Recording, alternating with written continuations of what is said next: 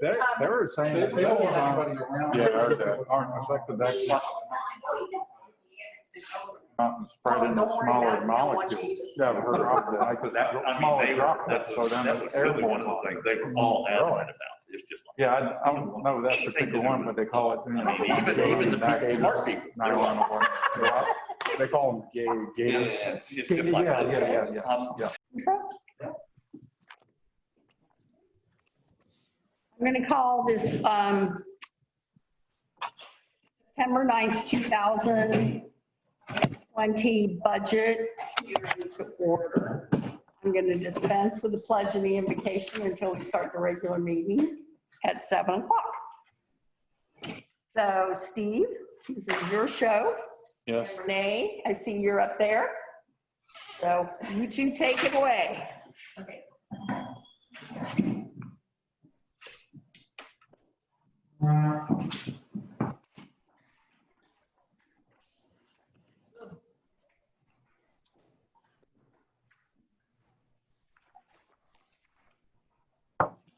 Everybody should have a copy of the presentation at the table, and there's copies on the, anybody in the audience.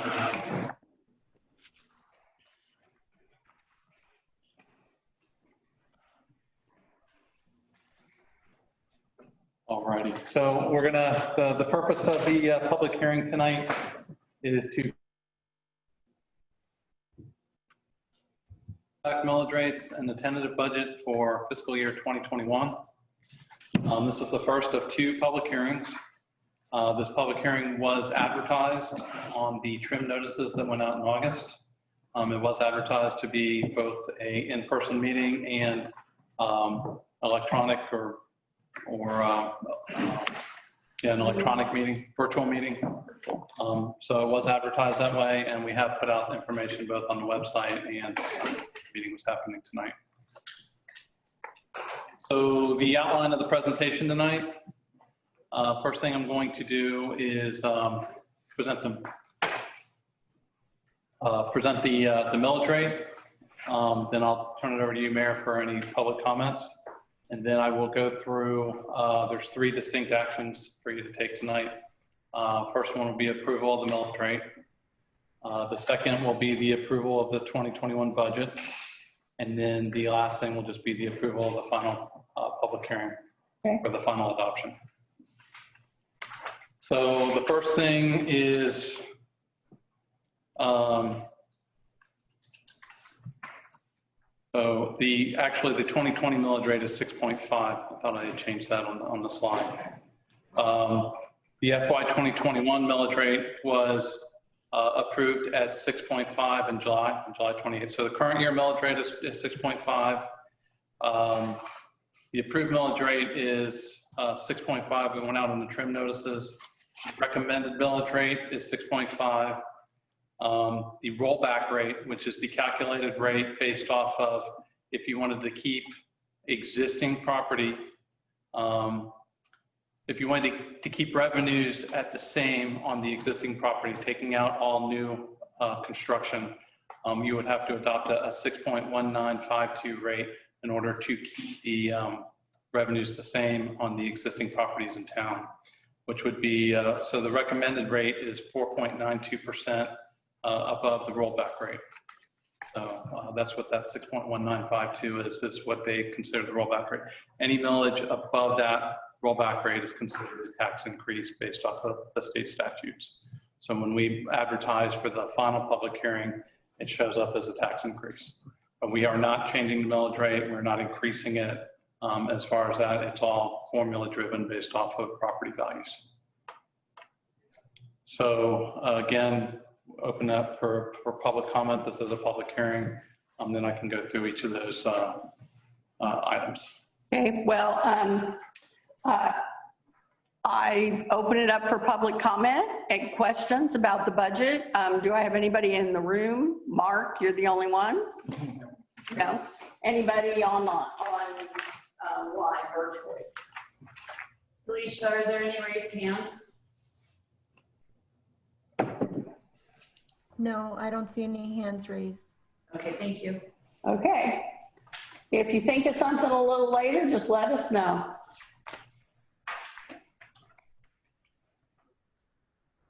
Right, so the first requested action is the approval to adopt the tentative millage rate of 6.5 mils for the town of Oakland. So this would be for the FY 2021 budget, 6.5 mils. Do we have any questions or comments at the table? I mean, we have to do this. This is what we have to do. We just to put this in context, the last 2 years, the millage rate has been reduced. It was 6.75, went to 6.65, and then went to 6.5. So we've done 2 years in a row of reductions. Based off of the uncertainty that we have right now, we are taking a significant hit in sales tax revenues. I wouldn't, and that's very much an estimate on those sales tax revenues through the state. They may not be as conservative. I use what the state estimated, but they may not be as conservative as they really needed to be. We really don't know how next year's going to be. So keeping the millage rate the same for a year, we do have enough growth in the pipeline coming in, especially with the apartment complex and Oakland Park starting up. There will be more opportunities in the future to reduce them. I mean, we were in a good, we're tracking very good, I believe. Everybody was very happy about it, but this is beyond our control, so. Yes, and we don't know what the future holds. We don't know what the housing, market is going to look like. So we're just being conservative and careful, and we're committed to lowering it. It's just this year's not the right year to go any further. Yeah, there's been a lot going on, but like I said, there will be opportunities in the future to continue to reduce that millage. We hope there will be. I think with what we've got in the pipeline, I feel pretty confident moving forward. We will have to kind of watch real closely what's going on. Okay, any other questions? Mikey? I'll make a motion to adopt the tentative millage rate of 6.5 for fiscal year 2021. I'll second it. Okay, it's been moved and seconded. Any questions, any comments from the public? No raised hands, Alicia? I see no raised hands. Thank you. All right, I'll bring it back to the table. All in favor? Aye. Aye. Thank you very much. So is that it for this, or? We got a couple I'll other. give you budget highlights, and then you'll have the opportunity to approve the budget. And then at the end, just approve the final adoption. Okay. So I got a few slides here. And again, we talked about these back in July. The budget principles was, continue to look at that millage rate. I know that's a priority of the commission to reduce that, when we can. We worked on keeping actually all the budgets status quo. We do have some increases, and I'll talk a little bit about that, but for the most part, our operating budgets are essentially the same. We are in a good position where we're setting aside reserves and then planning for infrastructure projects because of the impact fee funding that we've taken in over the last couple of years. So to start with the budget highlights, I'm going to start out with the general fund. I'm going to go through the 4 funds and just give you some highlights. Again, the total general fund budget is $6.3 million. Property values did increase by 17%. The budget is based on that 6.5 millage that was just approved. And staff did not recommend a reduction due to the uncertainty of sales tax revenues moving forward. There are a lot, and I've been listening to a lot of economic stuff, and there are a lot of cities and states and counties that have taken a huge hit in revenues. So I feel fortunate that we're where we're at and not having to go the other way. And through the audit, through the 2019 or the 2018 audit, 2019 audit, excuse me, we have done a good job of increasing our reserves in the general fund. And those reserves are sitting at about $650,000. So this budget preserves those reserves, and hopefully we can contribute more of those during the course of the year. The increases to the general fund, there were 4 major places that, and a couple of these are uncontrollable. So as property values increase and as we bring on new properties into the town, what we pay for fire rescue is formula driven, and it's based off of those property values. So as the values increase, the cost of fire rescue increases, which which makes sense because they have more houses that they're going to have to, have in their area as far as having to take care of. And we've got the same agreement that Eatonville, Belle Isle, Edgewood has with the county as far as how we pay for our fire rescue. So that we're all under very similar contracts or agreements. But that did increase by about $120,000. It does include funding for salary increases based on performance appraisals, 3% for town staff and 5% for the Oakland Police Department. And that's really just trying to keep the police department in line with what's going on in other jurisdictions. There is a small increase in our health insurance rates that was absorbed with this. And we did go through and bringing in the nature preserve as part of the town with the staffing. There was some increase due to that, but I think that's a good move moving for the long term with the nature preserve. And they have been working with Nancy and Renee as far as the transition over, and they have worked on, they participated in our open enrollment last week. And then we now have an operating budget for the Healthy West Orange Arts and Heritage Center. And then a couple of things since July, we've been working on a couple of different things. So I did update the sales tax revenue estimates based off of the state. They were slightly higher than what I had already anticipated. I am still a little concerned that they might be a little too high. So again, we're trying to be conservative, and we'll watch that throughout the year. I do want to include one staffing change, and that's I would like to take the admin services manager and make that the admin services and communications director with what Alicia's been doing with communications, and then with the new building opening up, she's taken on more responsibilities, and I think that makes sense as far as my staffing and the directors that I have. One of the things that we came across and one of the things that we have accomplished here is the health insurance across the table for all employees, school and town employees, is now the same as far as how contributions are made and what the plans that you choose. So we have accomplished that. And also we're working to do the same thing with the retirement. So what the school had previously was if you put in 5%, you could get a match of 5%. So, and there were quite a few people, there's more people doing that than I had anticipated. So I have added in a 1%, and we'll figure out how we want to work this, but we're going across the board. Everybody at the school will have the same 4% contribution that all town employees have, but I don't want to take away that 1% that some of those were taking advantage of. So we've included in the budget the 1%, and we'll figure out how we can do some kind of a matching program with that. It won't be just giving everybody 1%, but if they put in 2%, we might match 1%. That way we're still giving those employees that opportunity to get that 5%. So that is incorporated in the budget. And also in working through the benefits for the police department, we've increased the contribution of the police department as part of the budget. So we were able to keep the budget balanced and accomplish those couple things as part of the budget. So utility fund, the utility fund this one is significantly higher than last year, but there's a couple of reasons for that. And we've got an increase in revenues, both water and wastewater, but we also have 3 grant projects in this budget. So it's about a total of about $1.6 million. That includes the CDBG, and the FDEP grants that we have, that's about $1 million. We've got the lift station 5, which is about $350,000, which is kind of a rollover from this year. And then we've got the new appropriation of $250,000. So there's about $1.6 million in grants in this. And then same as far as staffing goes, we've got the same 3% salary increase. Includes the increases to health insurance rates.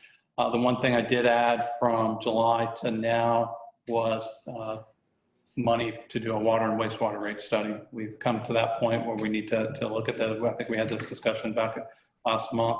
So we're moving forward with Raptelis to do that rate study and make sure we're still in line with where we need to be. And the reserves in the utility fund strong at about $797,000, and that compares pretty favorably with last year. So we're holding the line on those reserves. And actually, I think moving forward, we'll see those reserves. Very nice. Yep. So the next big one is impact fees. And so I'm going to go through these, and I've highlighted in yellow some changes. So one of the big changes between July and now is the apartment complex got started, and they came in and paid their impact fees for to pick up their building permits. Obviously, they're out there building up the elevator shafts and the stairwells. So they have paid their permits, and so I was able to add that funding into what the available funding for impact fees. Was that paid in full or? Yes. just, Yes, it's paid in full. So where is that? Well, so the revenue budget there shows it's increased from what you saw in July, and then I've added some projects in. So I didn't parse that out specifically so you could see that, but each one of these impact fees has a significant increase due to the apartment complex coming in. Okay. And then I've added a few projects as part of that. So with the water, we're rebudgeting a project for the East Gully that did not get done this year. That's $70,000. But you can see we now have about $429,000 in reserves, future water projects, which when we went through that water master plan, there's quite a list of projects that was in that. So those are the kind of things we'll be looking at. And as those come to fruition, we'll have some more discussions with the commission. Wastewater systems the same way. The one thing that changed there with the $212,000 is when Pulte built the lift station that's serving their development, they built it at a higher capacity than just their development. And it was meant to have enough capacity for the apartment complex, and it's picked up the whole island. But as part of that, they were supposed to get some of their money back. So they've spent the money to build the wastewater system. And so we need to work through the development agreement on that, but that's what that placeholder is for. So there's still some discussions to be had there with Pulte, but I just wanted to make sure we had that set aside in order to make that lift station whole. But that is by the development agreement.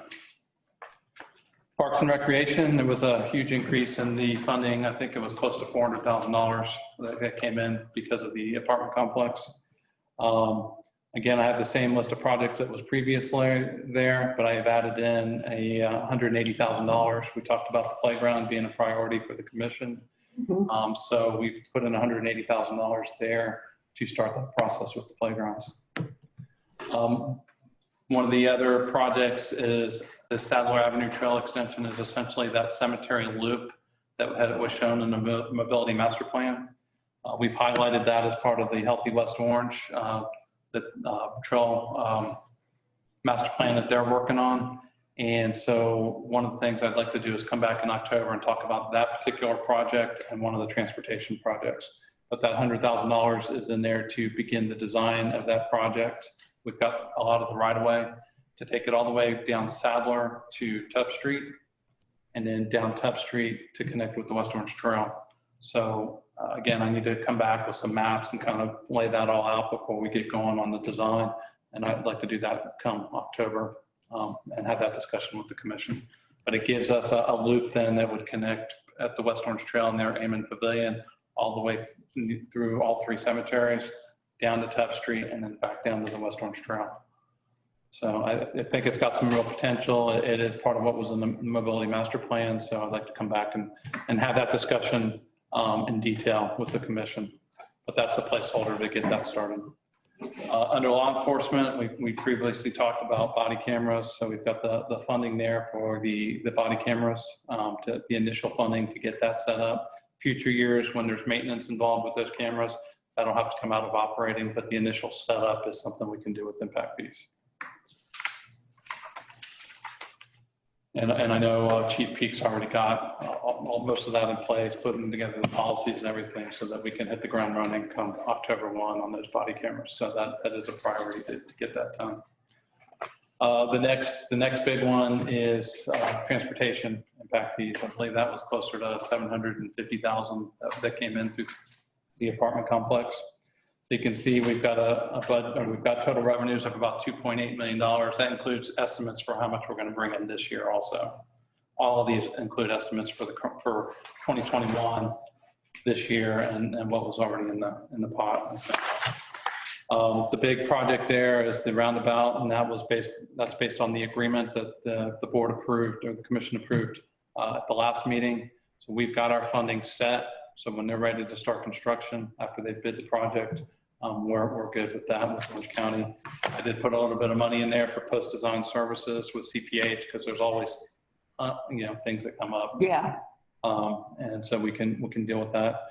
We've got funding in there for turnouts with Oakland Avenue, doing a few more like we did at Brock, picking some of those that have the most issues with either drainage or transitions. Then the other big one is based off of the discussion that we had, and with the Tractor Supply moving forward, I put a little bit of money in there. They are going to develop Star Street from Highway 50 to the rear edge of their property between Tractor Supply and Lakeside Church. They are building the road, and they've given us the right of way for that road. We're adding to that parking and sidewalks and some additional things to make that the kind of road that we want. So I want to make sure we have some funding to make sure all that happens. So that's what that 100,000 is for, as well as their impact fees will go towards all of that work also. But we're looking to make sure that road, has that look that we're expecting based off of the mobility master plan. That's what we're really using for anything that's going on. And then the other one that I'd like to come back and have the discussion, because I know there'll be a lot of people interested in the community. Start the discussion with the commission is so I've got 75,000 as a placeholder, but the main driver of that's going to be Star Street, the rest of Star Street. So from back the rear edge of Tractor Supply and Lakeside, bringing Star Street and connecting it all the way down to Oakland Avenue and making whatever improvements need to be done. There's not a huge amount of right of way there, but there should be enough that we can have that rural section through there with sidewalks and drainage. So that's something I want to come back and kind of talk about so that we can move forward with doing the design of that, and hopefully maybe even constructing that sooner than later. I think it would be a great way to get people to 50 as an alternative when we start the construction with the roundabout and the turnpike. I know it's a little further to the east, but it'll help keep people. That Sept Street intersection is going to get busier. This will give us another outlet to Highway 50. So that's my thoughts on that, but I'd like to come back and have some additional discussion with the commission in October on this project also.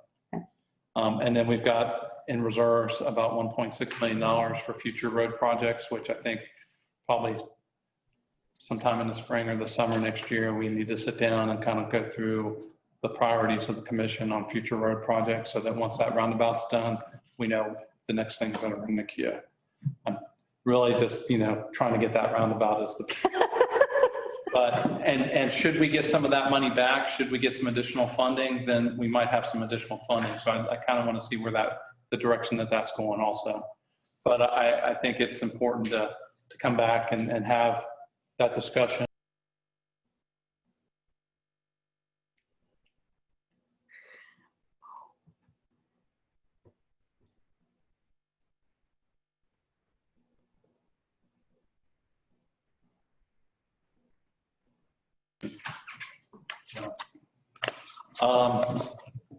The last two impact fees are administrative facilities and fire protection. I have earmarked $25,000 in there to start discussing and we've talked about this previously, but we didn't have any funding set aside for it. Doing kind of a space analysis on what the needs are for the town, both with public works and administration, all of that, looking at our space needs, but also maybe looking at that center area there, the additional land that we have, and the area in front of the Arts and Heritage Center, if we decide we want to move that trail out a little bit and have some more green space in front of the building, having those discussions as part of putting this plan together.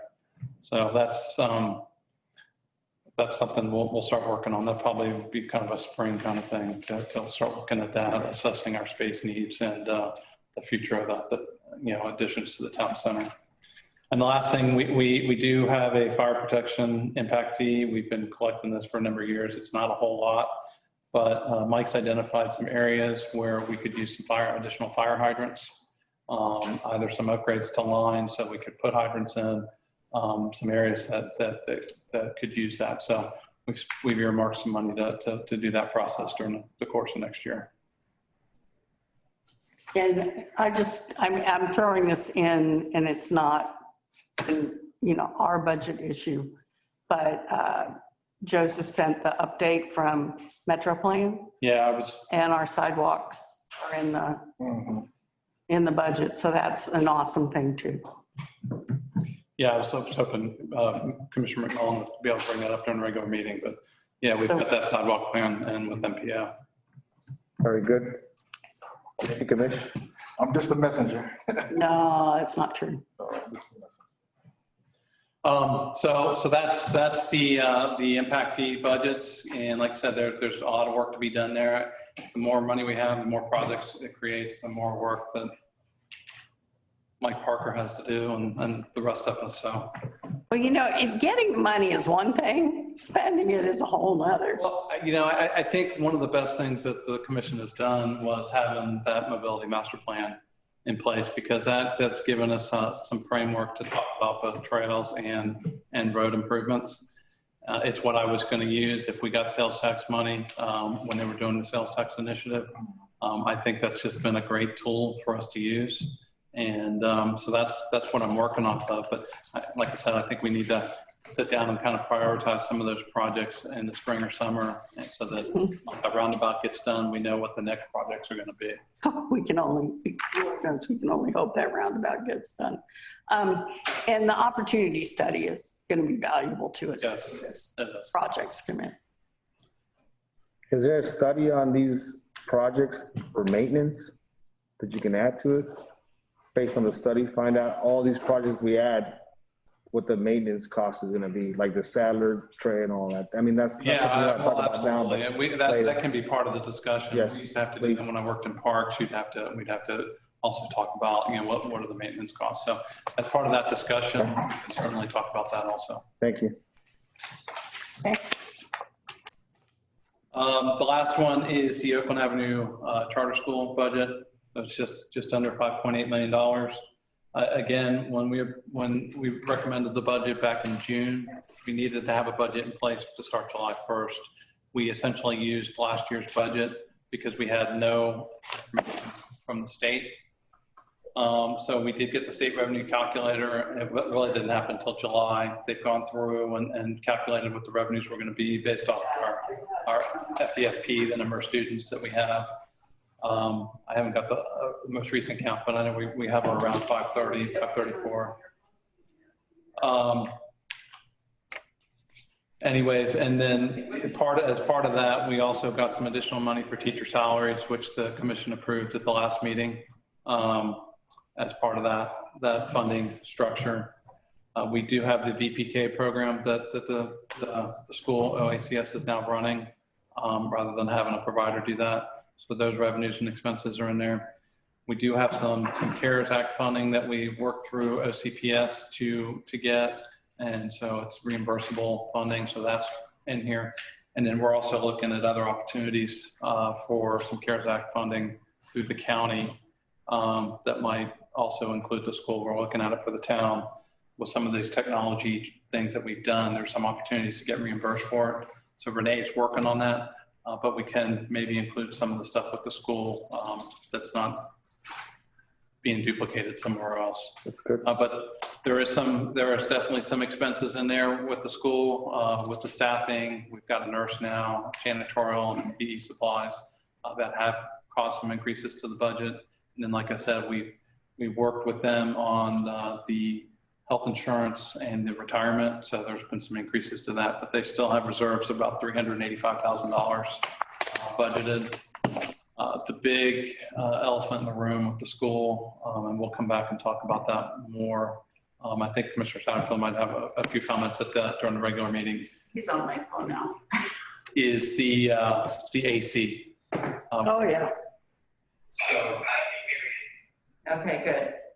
So we can talk about that a little bit at the regular meeting, but we are going through the process of having that evaluated and then trying to figure out to do the design and bid the AC project, but it's going to be a significant amount of money.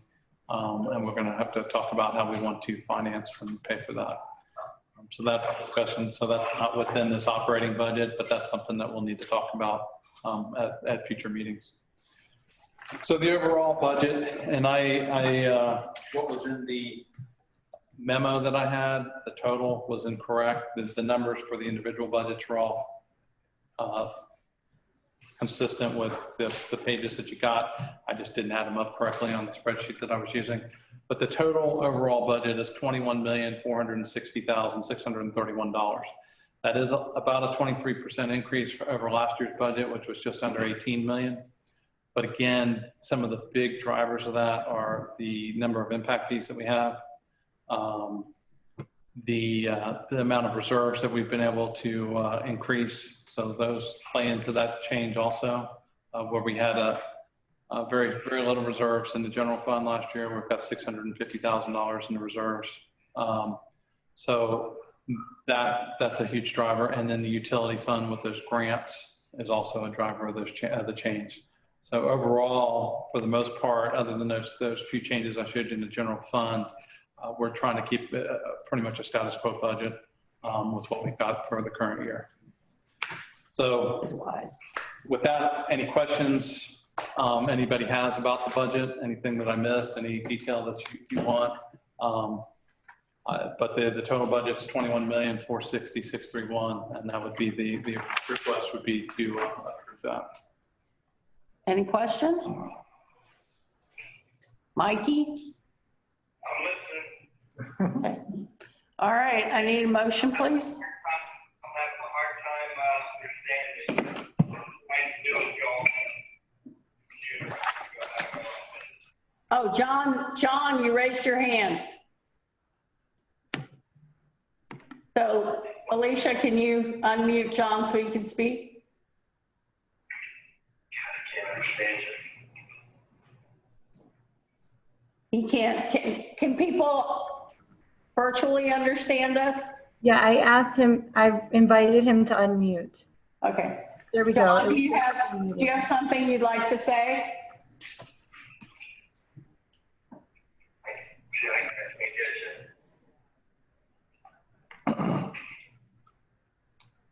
I can't hear him. John, are you there? You're unmuted now.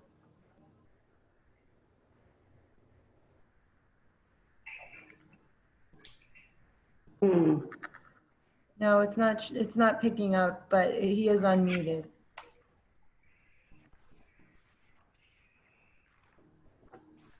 Is that why you raised your hand, John? Because you can't hear us? Raise your hand if that's so. Can you see me at all? No. Can you understand? Yeah, let's undo that. Okay. Okay, so did you ask Mr. Luke, is that what you asked for, Steve? John doesn't look unmuted.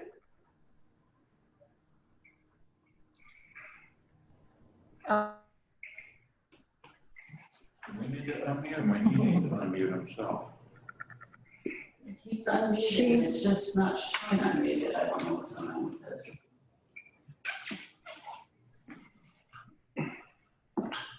I could hear him very faintly. Yeah. I heard him too. He is unmuted. When I look at him, he's muted. John, are you muted on your end? They need to unmute his phone number, is what he just texted me. Oh, let's see. Okay, here we go. Oh, he's in on two, that's why. Where's his? Yeah, he's in here twice. Okay, here we go. That one. Can you hear me? Yeah, now we got you. All right, there you go. I'm sorry about that. I'm on a different computer, so I didn't have a way to do it. But question, Steve, if we had a catastrophic event for like the ditch where we got a lot of rain and the lake had a problem, we had to do something south of 50. does the budget, I mean, I know with our JPA with Orange County and that, are we okay? At this point, since we haven't taken maintenance of that ditch, I would lean on Orange County if we had a major catastrophic event, because in my mind, they are still on the hook as much as we are. So. Yeah, that's what I assumed. I hope that would be the case, but I just wondered what your thoughts were. The JPA is pretty vague at this point, that they want to move the maintenance to us, but it wasn't decisive. And so at this point, we're going through a study for the basin study, and no decisions have been made on that. So yeah, I absolutely would think that Orange County would have to help us out with that. Do you agree with that, Mike? Oh, yeah. I mean, because once we get into the development phase of the new properties and stuff, it'll be maybe incorporated in that, but that could be a years down the road, a few years. And even with Catherine Ross Road and all that, I just wanted to make sure that's a risk or a liability in the budget somewhat. I don't disagree with you, and I do feel that risk, but at this point, I feel like Orange County is still our partner in this, and until we come with a clearer plan to maintain it and to fund that plan, they're on the hook also. That's the way I look at it. So. Okay, cool. Thanks for the comment.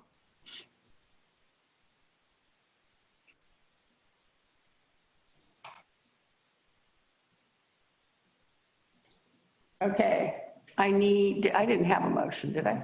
No. I need a motion, please. I'll make a motion to adopt the tentative budget for fiscal year 2021. Second. Okay, it's been moved and seconded. Any questions, any comments? All in favor? Aye. All right, and the last action's easy. It's just putting it on the record again. And we have to get the advertisements to the Sentinel on Friday. So Elise and I are working on that. It'll be published the Friday before the meeting on the 18th. There'll be two published. There'll be the notice of tax increase and then the overall budget. They'll be published on the 18th, but the final budget public hearing for the town of Oakland will be it'll be in here, 221 North Arrington, on Tuesday, September 22nd at 6:30 p.m. And we will again do it as a hybrid meeting like we are tonight. Okay. Do you need action on that? Yeah, I think just put it on the record. So can I have a motion, please? To make a motion to have a meeting on. Yeah, you can just. September 22nd. Okay, I'll make a motion to approve the final budget public hearing for the town of Oakland on Tuesday, September 22nd at 6:30 p.m. I'll second it. Okay, I have a motion and a second. Do I have any questions or comments? All in favor? Aye. All right, so we're going to close, we're done, right? Yep. Close the budget hearing at 7:10 p.m. And we're going to give ourselves about 3 minutes to just refocus ourselves on the regular meeting that's coming up. All right.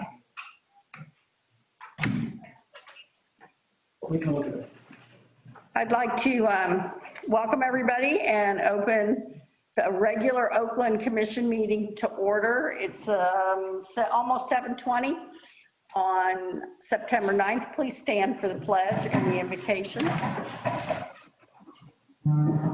I pledge allegiance to the flag of the United States of America and to the republic for which it stands, one nation, under God, indivisible, with liberty and justice for all. Sal. Father God, thank you for entrusting us with your town once again. I ask that you give us your wisdom and discernment to lead your town, make decisions for the best of our town citizens. May we please you and honor you in everything we say this evening. In your name, amen. Thank you, Sal. Elise, roll call. Commissioner McMullen, Present. Commissioner Collins, Here. Commissioner Ramos, Vice Mayor Satterfield's on Zoom, Mayor Stirk. Here. All right, thank you. Has there been any ex parte communication? No. I have a proclamation for Constitution Week. Constitution Week 2020, whereas September 17th, 2020 marks the 233rd anniversary of the drafting of the Constitution of the United States of America by the Constitutional Convention, and whereas it is fitting and proper to accord official recognition to this magnificent document and its memorable anniversary, and to the patriotic celebrations which will commemorate the occasion. And whereas Public Law 915 guarantees the issuing of a proclamation each year by the President of the United States designating September 17th through the 23rd as Constitution Week. Now therefore, I, Kathy Stark, Mayor of the Town of Oakland, do hereby proclaim September 17th through the 23rd, 2020 as Constitution Week in the Town of Oakland. All right. All right. Okay, we have a consent agenda. Does anybody have any questions or concerns about what's on the consent agenda? All right, I need a motion, please. Oh, I skipped public forum. I'll come back to it. I'll make a motion to approve the consent agenda. I'll second it. Okay, it's been moved, it's seconded. Do we have any questions or comments? All in favor? Aye. All right, back to public forum. Sorry. I just get all excited and get ahead of myself. Public forum is for anybody who wishes to speak on a matter that is not already on the agenda. We ask that you keep your comments brief. Do we have anybody in the audience here in the building that wishes to do so? Do we have anybody virtually that wishes to do so? Please raise your hand. Okay. So then we move on to public hearings, and there are a few of them. The second public hearing, ordinance number 2020-09. Ordinance 2020-09, an ordinance of the Town of Oakland, Florida, annexing by voluntary petition certain real property owned by Kramer Groves, Inc., bearing property tax parcel identification number 29-22-27-0000-00-002 and 29-22-27-0000-00-040 and 29-22-27-0000-00-019, also known as 16610 West Colonial Drive, Oakland, Florida, located contiguous to the Town of Oakland in accordance with the voluntary annexation provisions of section 171.044 Florida statutes and other controlling law, redefining the boundaries of the Town of Oakland to said property, providing for findings, providing for conditions, directing the town clerk to record the ordinance with the clerk of circuit court, with the chief administrative officer of Orange County, and with the Department of State, providing for legal description and a map, repealing all ordinances in conflict herewith, providing for severability, providing for non-codification, and the taking of admin biting for an effective date. Okay, can you all see the screen? I can see you. See me, but you cannot see the screen? Sir. Nope. All right, let me try that again. I'm sorry. I certainly. While Jay's bringing this up, he's got a short summary presentation. All three of these first three ordinances, 09, 10, and 11 are out for the same project. He's going to summarize the project, and then we can finish the first ordinance and read the other two, one right after the other. Okay. So I'm saying it can share multiple persons, I think is what it is. And You need me to share it, Jay? Yeah, go ahead and share it, Elise. We'll bring it up on this side, Jay. okay, that's fine with me. But you really should, wait, maybe this is it. Don't do anything else, Jay. Just let us share it over here. All right. Okay, so you see it? Yeah. Yes. Yep. Okay. So we've got the second reading of 3 ordinances: annexation, comprehensive planning, and zoning. So moving on to the context of this is all within our joint planning area. And it was mentioned, we have a joint planning area agreement earlier by Mr. Schmidt. We certainly do. And one of the main issues there is annexation as well as land use and services. So moving on to the next site location slide. It's the Cramar Groves one, Elise. This is the wrong one. Where am I at? You were in the record. You're on Johns Lake. Oh, Yeah. sorry. Finish up us. I know, sorry, it's like messing with me. Sorry. I've been there. Yeah. Technology. I know, right? That'd be the third slide in or so. Okay, got it. Hold on, maybe. Okay, you see the There you go. Yep. purplish background with the site there. Yep. And so that's basically just the location within the town, and you see Tubb Street and State Road 50. Then moving on to the next slide, you see in a little more detail the red outlined site on the aerial. You can see that there's currently a house there, and it's right in front of the water retention area on the for DOT on 50. So moving along, Cramar Groves is the name of the project. And there's 3 actions proposed here on this 7.4 acre site. One is annexation. And the other is to incorporate the project into the town's comprehensive plan. Got to bring it into the plan as industrial in this case in order to have jurisdiction and then rezone it. This is and you can move forward, is a small scale comprehensive plan amendment. The Planning and Zoning Board has recommended approval of this, and you as a town commission already had a first reading on all 3 of the ordinances. So again, tonight is a second reading of the 3 ordinances for annexation, comp plan, and rezoning. In the future, there will be a site plan, there will be engineering, building design, and of course, eventually a building permit. So moving on from the overview to the ordinances, you see the 3 that are part of this. And that's basically it.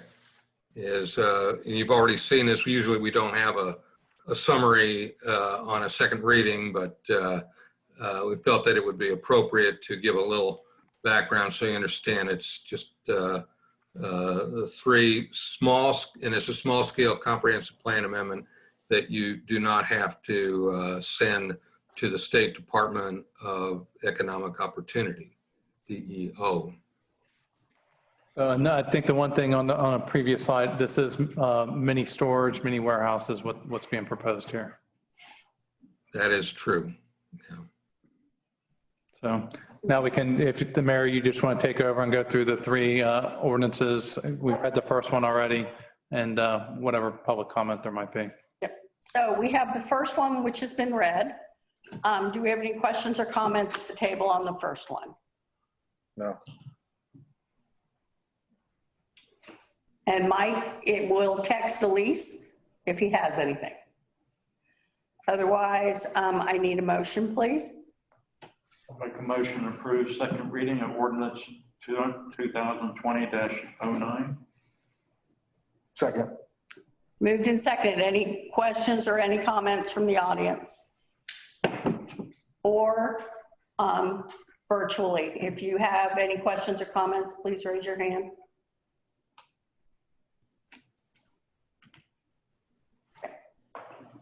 I'm going to bring it back to the table. All in favor? Aye. Aye. All right, second public hearing. Elise, you need to read it. Okay, ordinance 2020-10, an ordinance of the town of Oakland, Florida, changing the town's future land use plan map designation of its comprehensive plan from rural Orange County comprehensive plan to industrial in the town of Oakland's comprehensive plan for certain real property owned by Creamery Groves, Inc., bearing property tax parcel identification number 29-22-27-0000-00-0002 and 29-22-27-0000-00-040 and 29-22-27-0000-00-019, also known as 16610 West Colonial Drive, Oakland, Florida, with an approximate size of 7.4 acres, making findings and providing for conflict, severability, and for an effective date. Okay. Phew, that's a lot of numbers. Okay, so at the table, do we have any questions on this? No. Mikey? Okay, no, do you have anything? Okay. I need a motion, please. I'll make a motion to approve ordinance number 2020-10. Second. Okay, it's been moved and seconded. Do we have any questions or comments from the audience? Do we have any questions or comments from anybody joining us virtually? Please raise your hand. Okay, I'm going to bring it back to the table. All in favor? Aye. Aye. All right, second public hearing, ordinance number 2020-11. Okay, ordinance 2020-11, an ordinance of the town of Oakland, Florida, changing the town's official zoning map designation from A1 agriculture in Orange County to I1 industrial general in the town of Oakland for a parcel of land owned by Creamery Groves, Inc., bearing property tax parcel identification number 29-22-27-0000-00-002 and 29-22-27-000-00-040 and 29-22-27-000-00-019, also known as 16610 West Colonial Drive, Oakland, Florida, with an approximate size of 7.4 acres, making findings and providing for conflict, severability, and an effective date. Okay. Do you have any questions or comments at the table? No. All right, Mikey? All right. I need a motion, please. I'll make a motion to approve second hearing of ordinance number 2020-11. Second. Okay, it's been moved and seconded. Do we have any comments from the audience in the building? Do we have any comments from people joining us virtually? Please raise your hand. Vice Mayor said all good. All good. All right, bring it back to the table. All in favor? Aye. Aye. Okay, thank you very much. Okay. Do you see, Uh-oh, hold on, let me stop sharing and then we'll move again. Oh, there we go, you got it on sleep up. you got it? Yep. Okay. Yeah, you got to say share. So anyhow, the next, you're gonna give the ordinance reading, at least. Got it. All right, so this is item D, first public hearing ordinance 2020-12. An ordinance of the town of Oakland, Florida, changing the town, ordinance 2020-12, an ordinance of the town of Oakland, Florida, changing the town's future land use plan map designation of its comprehensive plan from rural and Orange County comprehensive plan to mixed use activity center in the town of Oakland's comprehensive plan for property generally located west of the Florida Turnpike, south of State Road 50, West Colonial Drive, and east of Orange Avenue with parcel identification numbers 30-22-27-2392-00-011 and 30-22-27-4180-00-030 and 30-22-27-2392-00-010 with an approximate size of 16 acres, making findings and providing for conflict, severability, and for an effective date. Okay, so just to look at the outline of this, we'll be looking at the site, an overview of 5 major steps, the land use policies, traffic, facilities and services, intergovernmental coordination, and a recommendation. So here you see the site over on the west side, all the way over on the Lake County, Orange County line. You all have seen this site before. And you can see there's quite a bit of urban development around it. The project is called the Johns Lake Point development. It's owned by Oakland Capital Group. The traffic planner is transportation planning and design. The total, as mentioned, is 16 acres, and it's west of the Turnpike, proposing for mixed-use development. So what we're doing tonight is, what you're looking at is the future land use map amendment, which is more than 10 acres, which means that this project would need to go to the Florida Department of Economic Development, as well as step 3 rezoning. We've already done the annexation. So step 2 is to consider going from rural to mixed use activity center in the town of Oakland. And as I mentioned, the transmittal, here you see the town's future land use map, and there is the site all the way over, just kind of marked right across from the bicycle trailhead there. Now you see a little bit more detail.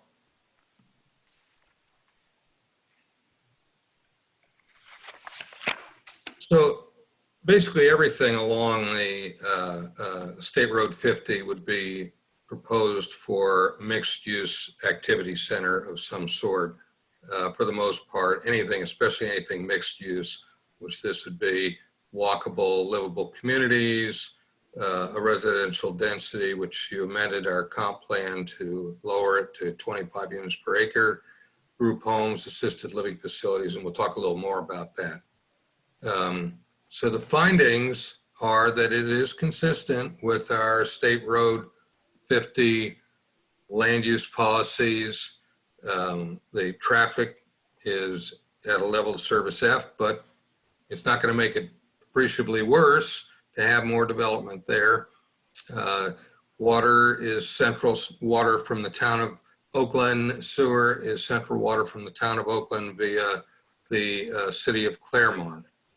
So that all supports the Wekiva area protection. The planning and zoning board recommended in August that this be approved.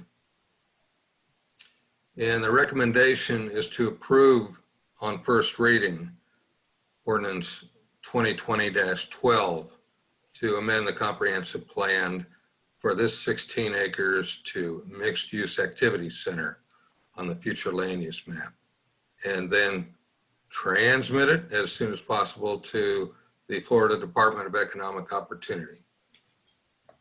Do you have any questions? Okay, questions at the table? All right, so we don't know exactly what's going here. It could be residential houses, it could be apartments, we don't know, right? It's just. Well, you're going to see the planned unit development rezoning, but you're correct. Right now, if you want to look at it as just changing the designation along State Road 50, correct. But you're going to see in the next step, the proposed rezoning, which will show you commercial along 50, an assisted or independent living facility, and single family houses all along Lake or Johns Lake. So you'll see the site plan as part of the rezoning. Yeah. When he gets to the next part of the presentation, you'll get the site plans. And I can flip forward there if you would like to see that for a second. Well, I think first, I mean, we're taking this step by step. Yeah, So, right. So if we approve the first step, that doesn't mean we approve the next two. But what does that mean to us if we didn't approve the next? I'm just throwing this out there. well, let me give you the long and the short of that, Mayor. I still haven't gotten to the point I'm trying to get to. Yeah, I don't need to know necessarily right now. That's not my question. I know what they're proposing. right. I can read. But let's say we approve D and the project falls apart. But what we're doing is we're opening the door for anyone else who wants to do a project as long as they meet the requirements of the density and the other things that we have in place. Is that correct? Or do they start all over again? If you don't pass the comprehensive plan amendment, they start all over again. So it's going to come back. Let's say you pass it tonight on first reading. Then it's going to be sent to the state. The state will send it back. Presumably, they'll say, okay. You still have the opportunity to say nay or yay. You don't have to adopt it. No, that's not what I'm asking. I'm asking, and Steve, help me here if you can. I'm asking if we adopt D both times around, we say yes, and this project falls apart, it's still going to remain. Yes, this will stay in the comp plan as a mixed-use activity center. That's my question. Good question. Can you guys hear me? Yes. Yeah. Okay, I'm back on. Yeah, I'm back. You're I back. think, is that not the same question that I had last time when we were doing this?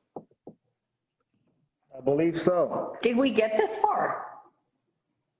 I thought we did, and that was the exact same question I had is, does the precedent get set? And I don't know if Becky's on or not. Becky was telling us no, that we would be okay, I believe, if the scenario is the same from what I'm hearing. That was something different. What was that? That was the. Use. Hello, this is Hey, Becky. Becky. You Hey. go, Becky. I think it had to do, Becky, I think with me when it was the stuff right across from 4th Street. Okay, can you state the question again? The question was, it's being asked if this doesn't pass, if we're setting a precedent that other people can use the same set of rules that we're fixing to pass right here. No, it does not create a precedent. Well, let me So ask. remember last meeting when I asked that question, Becky, when it came to the 4th Street project?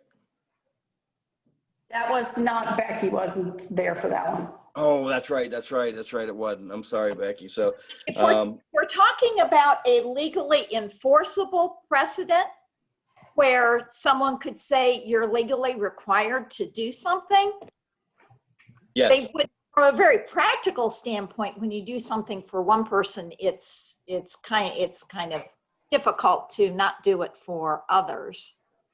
Well, Becky, specifically on this property, if we approve D, will it remain mixed-use activity center for the next potential investor or developer? If this fails, will they go back to rural?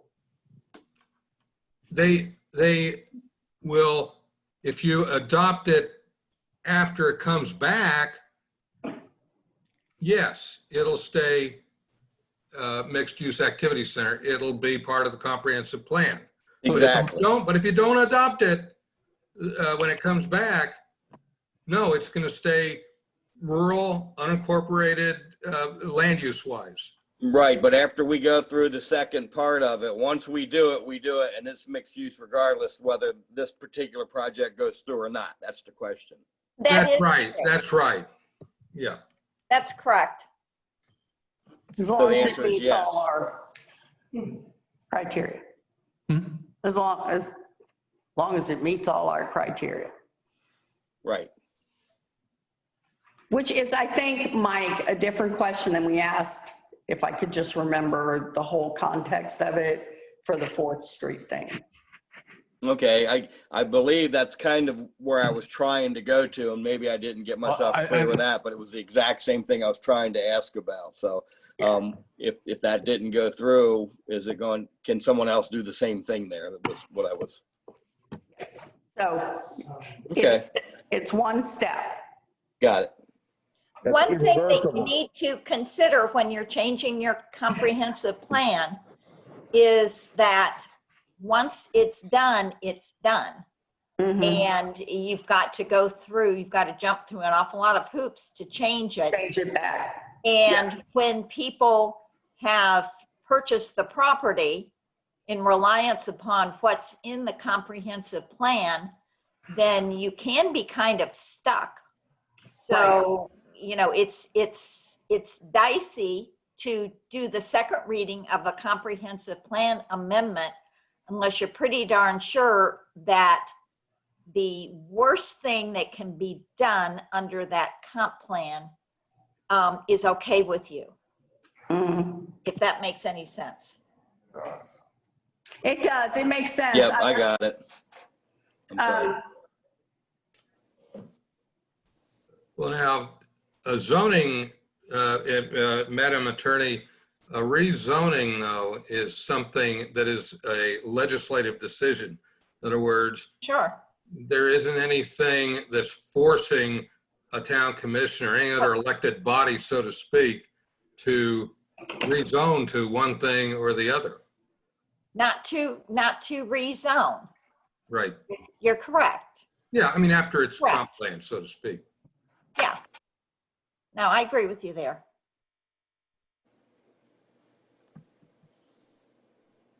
Wow. So let me ask this. So if you go through and do the mixed use activity center and this passes 2 votes, and for whatever reason, the rezoning falls apart over time, somebody else would have to come in and go through the approval process on the zoning, and you would still have that opportunity to decide whether it is something that the town wants. Right, Becky? That is true.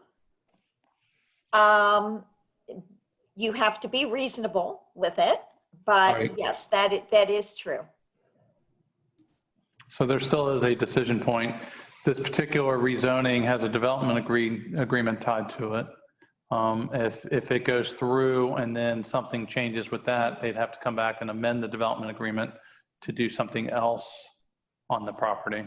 Right, as long as it's within Right. The parameters of what we passed. Of the mixed use, yes. So my fear is that it says it would be approved for group homes and assisted living facility. Right.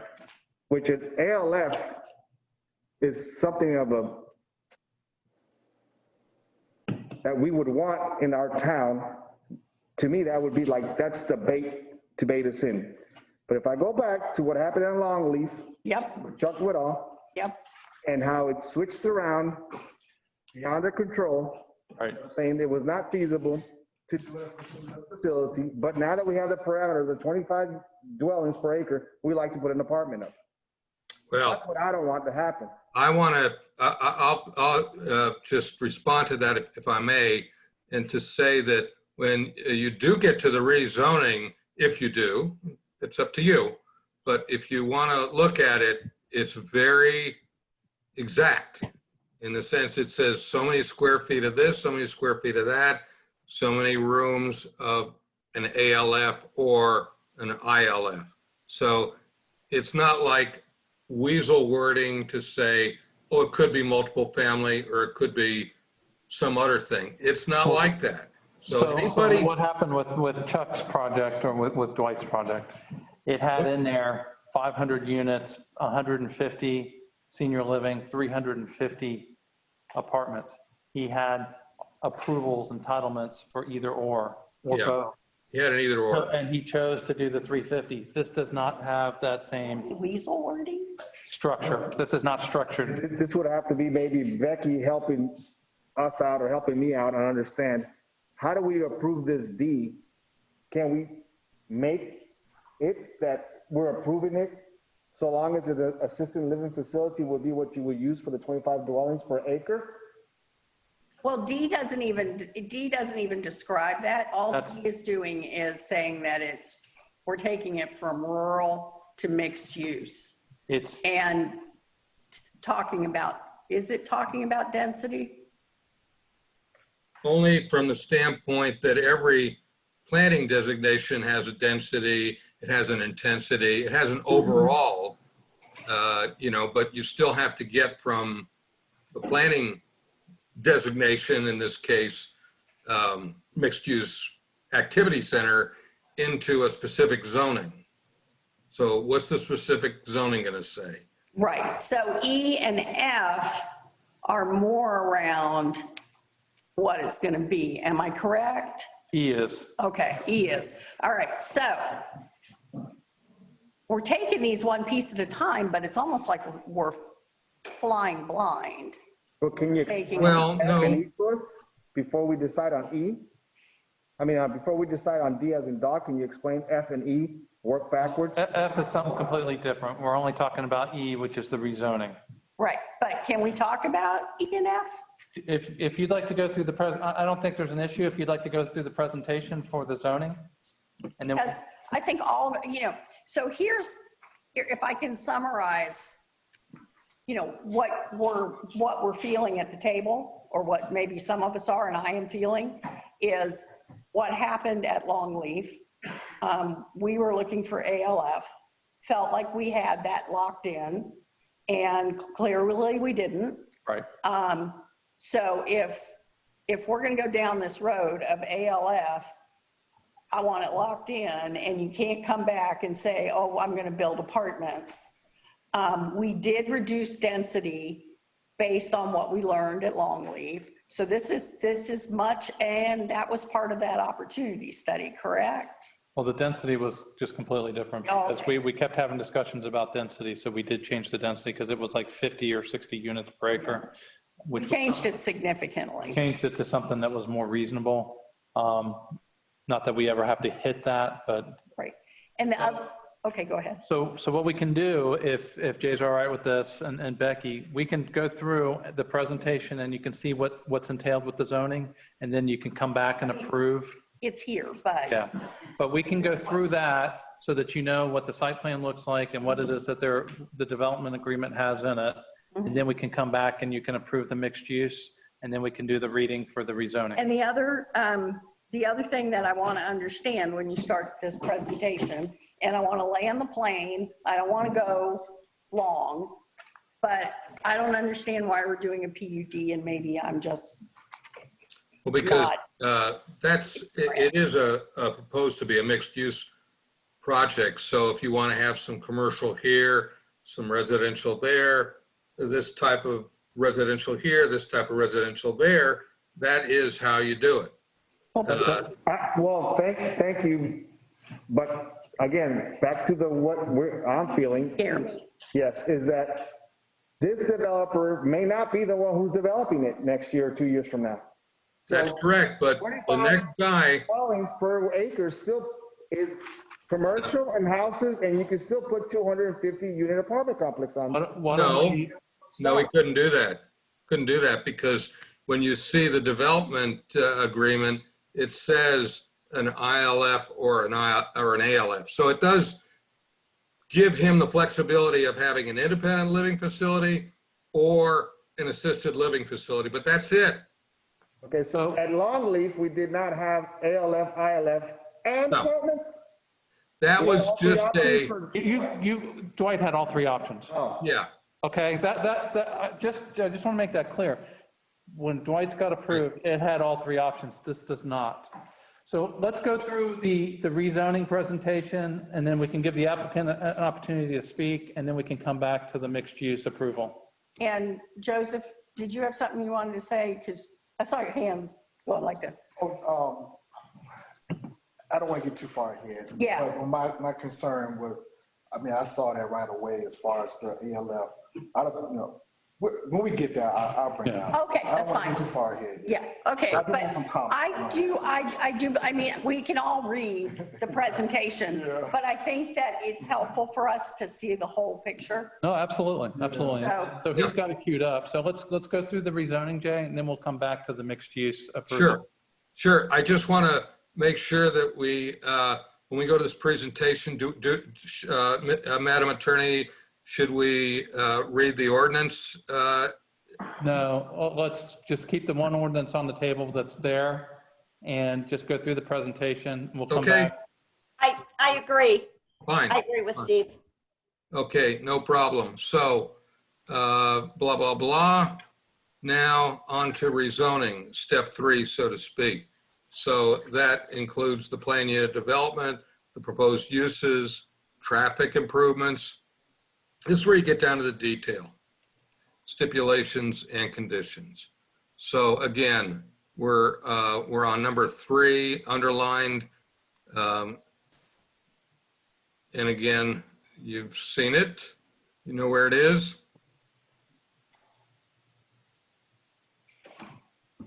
And you can see all the land uses around it.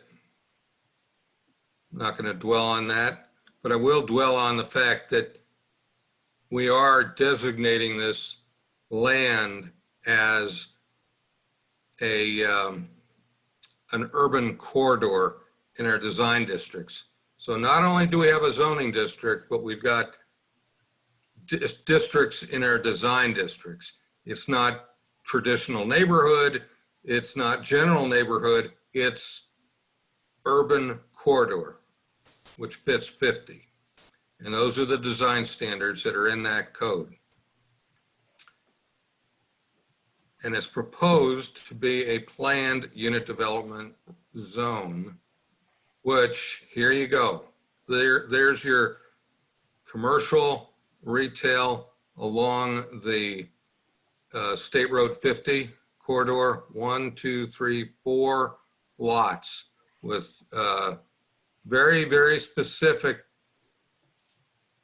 6,000 square feet for a sit-down restaurant, 3,500 square feet for a fast food restaurant, 5,000 for a walk-in, I believe that's a bank there, I'm not seeing it, but yeah. And a 20,000 square foot retail space, a 195 bed assisted or independent living facility, and 8 single family dwellings along the lake. So does anybody want to comment or question that plan right there? I'll let you guys go first. That fast food restaurant have a drive-through? I'm sorry. I would think, yeah, that's a good question. I think hot dogs are not allowed there, but at any rate.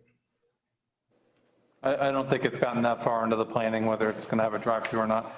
Well, There actually, used to be a time where you didn't want drive-throughs. Now, in the time of COVID, it's a little different. But anyways, I know drive-throughs aren't part of what we plan. I don't think they've gotten that far. They're just at 3,500.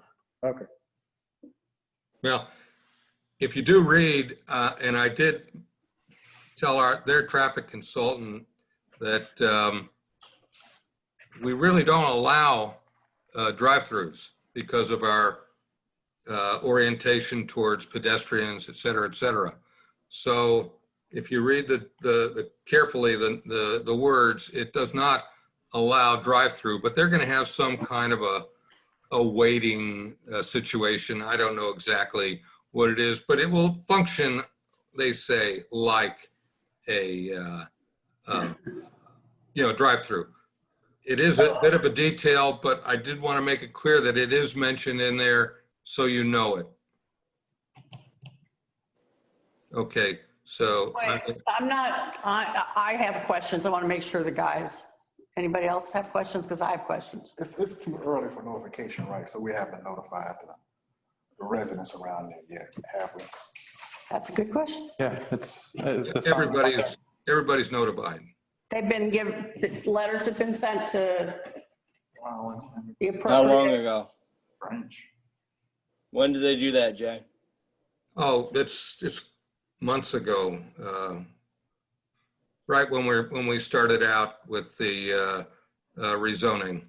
And the signs are out there, it's posted, well posted. There's several signs out on 50 and on the side. So there aren't actually that many folks within the hundreds of square feet, but we did have some folks, not many, maybe 2 or 3. I think somebody came to the planning and zoning, asked a question. I've spoken to one person in the neighborhood on the side of the of this property, not in the Deer Island side, if you will. Off Orange. Exactly. Yeah. Yeah. All right. I guess I'm jumping ahead to the E, but when we get to that point, are they locked into the 6,000 square foot restaurant, 35 square foot fast food restaurant? Everything is written right here. Yeah, that would be my question, number one. And Up to. So it would be up to 6,000, up to 3,500, up to 5,000. but what happens when you can't find a restaurant and you can't find a fast food restaurant? What happens then? I'm not sure, you mean like it's not feasible economically or some such thing that we don't really. My favorite word, it doesn't pencil. Uh-huh. It doesn't what, Kathy? Pencil. Whoops. Well, that is really not our problem, the town's problem, in the sense that, yeah, if they want to change it, they're going to have to come back to you. Okay. Whatever they do decide is, works, so to speak. That's the whole going back to the beginning, so to speak. Yeah, because I feel like I'm approving something without a lot of detail. And help me understand, what's a 20,000 square foot retail space? What is that? Well, that's similar to the Tractor Supply. It's not. Okay. I don't think it's quite as big, but that's to give you an idea of the bulk. Right. And is there any time frame? Like I know that we put a time frame on Lakeside Church where the if we approve the church, the commercial had to be, I guess, built and occupied by dates certain. Well, that was really more part of the tax in lieu of. Right. And but there isn't anything in there like this, so there's no phasing at this point in time on any of this. Yeah, but you build a single family residential, that's an easy lift, probably, because it's on the lake.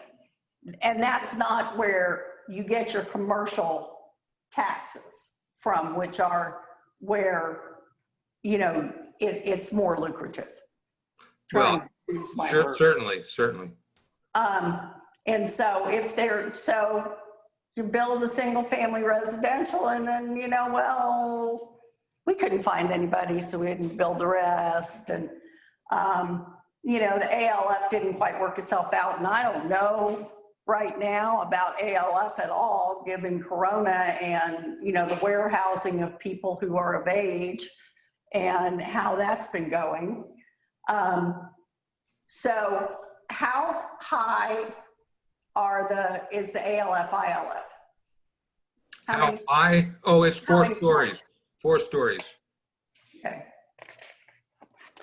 It says it right on the plan. It does say it. You can't see it right there, but on the other copy, it's somewhere in there. Joseph, do you have any questions? No, you go right down the line while I'm talking about. All right, so why don't you finish your presentation before I say I don't have enough information?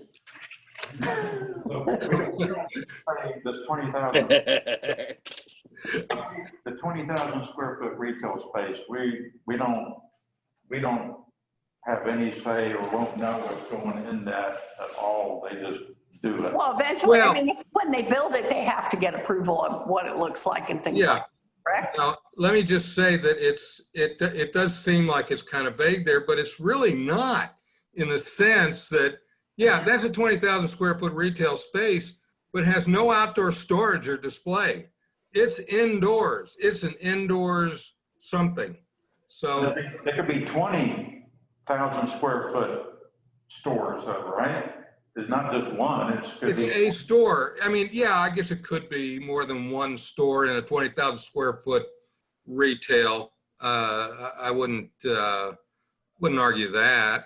I guess the question is, later on, when they do bring up a 20,000 square foot big lots, do we get to say nay or yay then?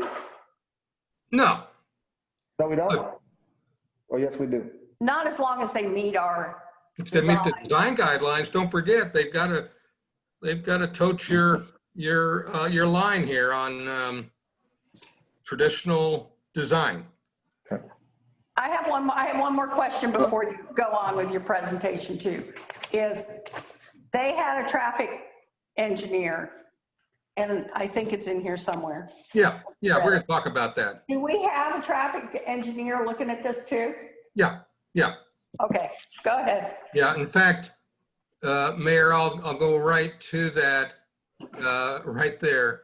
And they've added some turn lanes, and you can see even the numbers there of the length. And they actually took the recommendations from both our and their traffic engineers and put those numbers onto the plan. Okay, so what you're seeing there is what they recommended. And I'll tell you one thing that we made a recommendation on that they did on there is that 340-foot turn lane on there.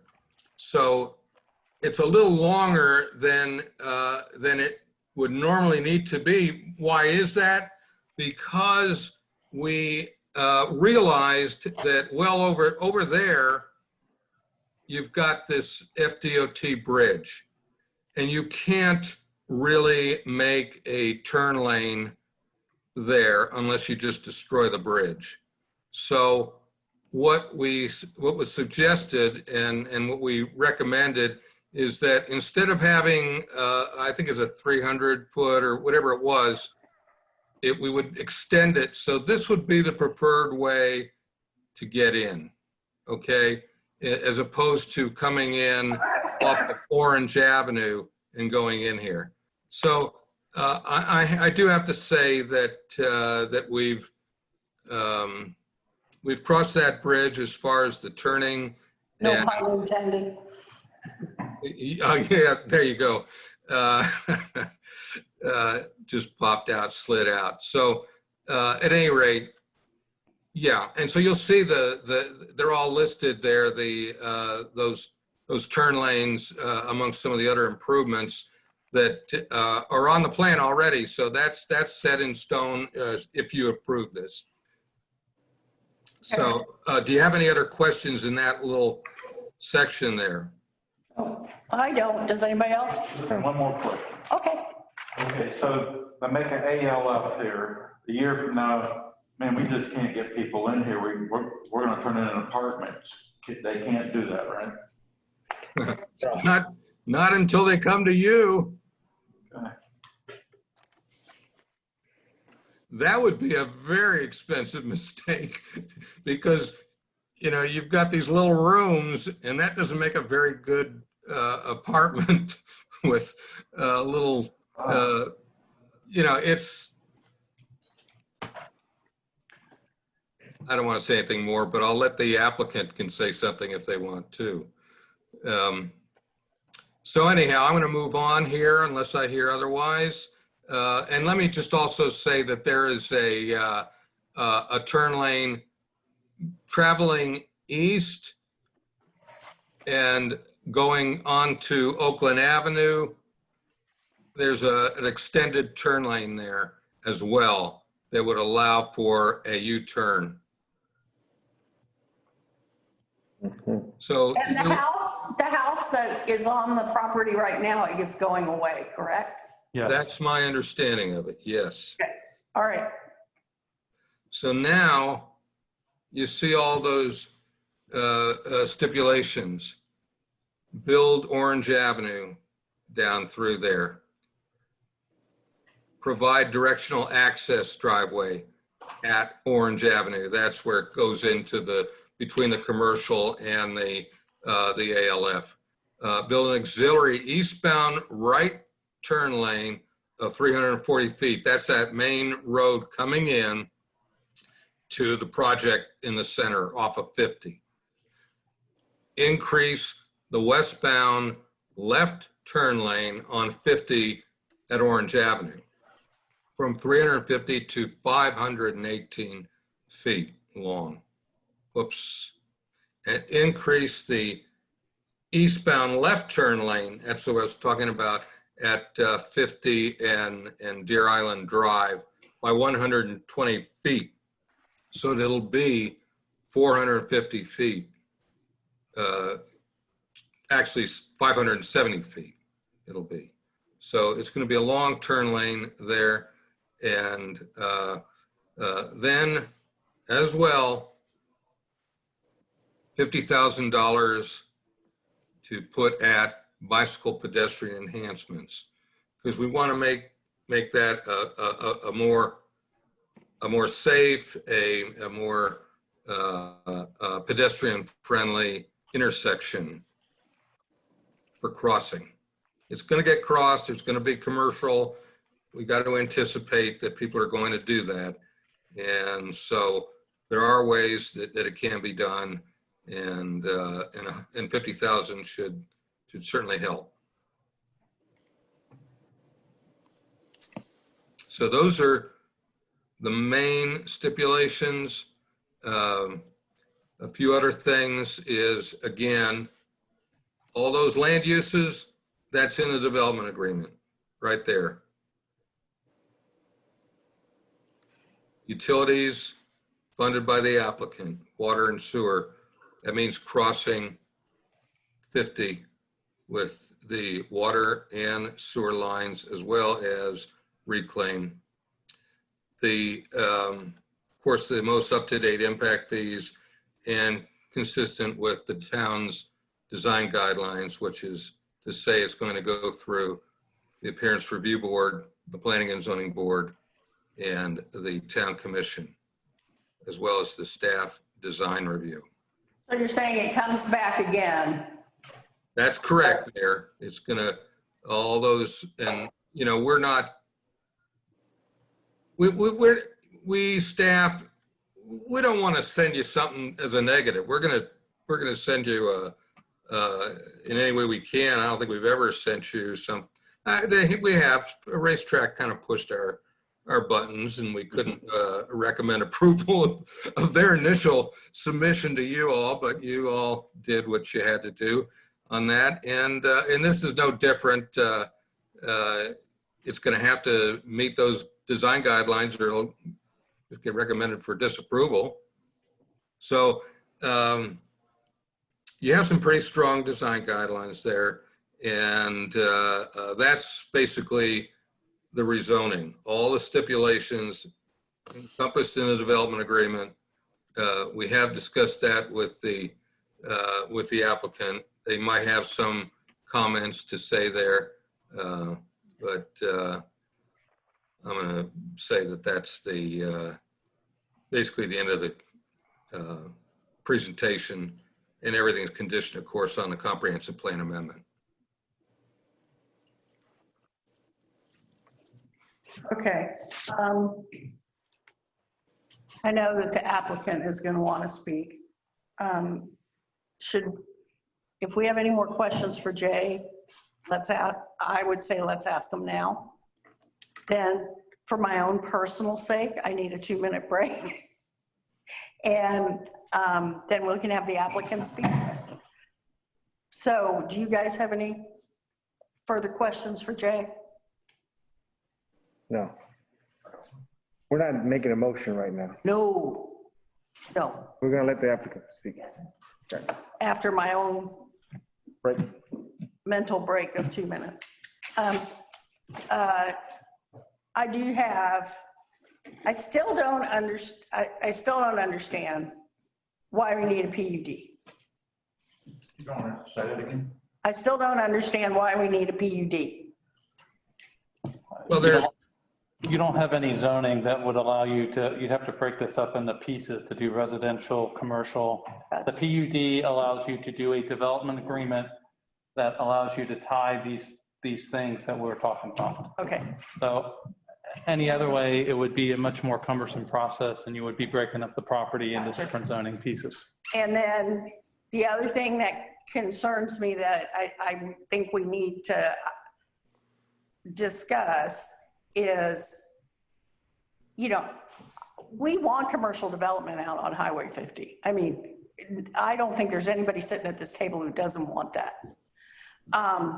I just want to make sure that if we vote yes and bring this in, that it happens. And I don't know how we do that. So do we have options regarding that? I think it's because they're the ones putting up the money and trying to figure this out and find their tenants. I think it's hard to put, you know. Can you sell pieces off when it doesn't work out? they're required to have a subdivision. They've got to plat lots here. There's no other way to do it. The subdivision isn't my concern. Well, and they could sell off lots, but I would assume that it would still fall, because it's subdivision and platted, and there's a development agreement, it would still follow the piece of property as to what it needs to be. So if the plots get sold later, Yeah. can they sell the plots the way it is right now been proposed to us? In other words, if they don't do an ALF, can they sell that lot and say, this lot's for sale for whoever wants to build an ALF? This lot's for sale for whoever wants to put a restaurant. These lots are for sale for whoever wants to. If they plat it and get individual lots, yeah, I would imagine they can sell that. But it would still, and this is a Becky question, but it would still be under this development agreement as what they could build. So Becky, can we approve this and say you have to do it just the way you offered? And we plot it that way, so the next buyer or the next developer who, if this developer, I'm not saying you guys will flop, but you know, we're living uncertain times. So could we make them plot it exactly the way it's offered? So if 3 other buyers want to buy single family residential, buy a lot that's ALF, ILF, and buy commercial lots with those parameters of walk-in, bank, and sit-down restaurant? Yes, because that's what the development agreement does. And Exactly that's the way it advantage. shows on this. That is the intention here, to have this, when it gets developed, it looks exactly what you see. And any changes to that, they would have to come back and request an amendment to the agreement to do something different. That is the intention with this development agreement. Regardless of who the owner would or wouldn't be at that particular time if something happens. Yeah, it runs with the land, and that's really the big advantage of a development agreement like this, because it would be very cumbersome to try to rezone the individual parts of it to make this happen. You wouldn't have a zoning district, for instance, that could only be an ALF, ILF. So this is the real benefit of a PUD. So the intention is to not have what happened with the other apartment. This has been crafted in such a way to not have that issue of what happened with the other development. That's true. We're learning. Well, I don't want to learn by mistake or learn by accident. That's why I'm going to ask a bunch of questions. No, Absolutely. I totally agree. I totally agree. Okay, 2-minute break. Thank you.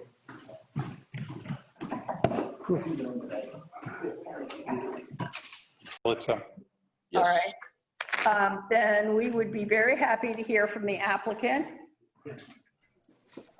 And we would like for the applicant to keep it brief and succinct. I get to take my mask off too. Yes, you're allowed. Mayor, Council, I thank you for your on this particular development agreement has to be exactly what's on the site plan to answer that question. I understand that what happened with the other one, they had an ALS and they decided that it wouldn't work. And quite frankly, that's one of the reasons we bought the property, because the area is in need of ALS, ILS. And the minute that they withdrew theirs, we became very interested in building one out here. The only way that any of this could be changed would be to come back before you and have you approve it. Our intention is not to come and sell you this and come back and try to sell you something else. We have no intention whatsoever of doing that. We tried to keep our density as low as possible on this property because of the Highway 50 traffic situation. That was the main reason for putting the residential on the lake using ALS. We had our traffic study done actually showing drive-through restaurants. We had that done for a purpose. We wanted to show the highest traffic count possible that could ever be. Mayor brought up a very good question. What if you're putting in a 5,000 or 20,000 foot retail or 5,000 foot sit down restaurant and somebody comes and asks for a 4,500? Our reply to that would be total of retail in this entire is 34,500. It won't exceed that. Probably is going to end up being under that at the end of the day. We would ask if someone came in and wanted a restaurant 500 square feet less than what's on this plan, that we'd be allowed to allow that to happen, but it will not increase that top level. I certainly understand that the concern of approving a mixed-use activity center that's got a lot of property uses, and then a PUD with that, and then somebody selling it and coming back and say, oh, the ALF won't work, we want to put a hotel, or we want to put an apartment complex, we want to put something else other than. The way that the city has written this developer agreement is virtually impossible. It's cost-wise, completely out of the question for any developer to do that. We're not coming to you for tonight we're coming from you to transmittal. Of course, you have the second reading on this. You have many opportunities to look at our architectural plans and so forth as we go forward in this particular process. We didn't come put a contract on this property. We paid cash and bought this property. We own it. It still has a for sale sign up. Yeah, that's ours. Okay. Yeah, that's ours. But we actually do own the property. Speculating on it's not our intention. Mayor brought up a very good point. What would say that we would sell the residential and then say, oh, well, that's it. Mayor, excellent question. I would love to say that's the case, but we also have to run sewer and water all the way under 50. We have to put a lift station in. So we're certainly not going to build one residential home or two residential homes and spend all those tens of thousands of dollars running the sewer and not build our commercial. Your tax base primarily is going to be in commercial. Your ALF, ILF is also a taxable entity along with the retail spaces in. Our goal would be get the retail and the ALF is built just as soon as possible. That's where we'll recoup our money and yes, we will make a profit. That's what we're in business for. So residential, a builder makes tiny amounts on these commercial projects. You're able to recoup your money and actually make a percentage that you should justify make on. Any other questions? I would be more than happy to answer to my ability. I do have one just quick correction on this. The bank, we did our traffic study on 5,000 square feet, and on one page in your rezone, you've got 3,500 and what's 5,000 actually is 5,000. Okay. That's what the traffic study. It's actually one. Oh, thank you. 5,000 for the bank. Yeah, recommendation. It's down actually on page 7. sorry, I don't know if I got your name. Tim, Loucks. Lucas? Lux. Tim, you guys currently own ALFs now or built? This will be your first? This will be the first. Is this an ALF, ILF combination, or is it either or? We're actually going for a combination with it. We want to give the option for both of them. We feel there's a need, matter of fact, we know there's a need in the area for both. The studies that we've done, I believe probably going to be a 50-50 type situation. So the 4-story worked out very well for us to be able to handle that. Density wise, instead of asking for 25 units per acre or 35 units per acre or whatever units per acre, we merely asked for 196 beds, period.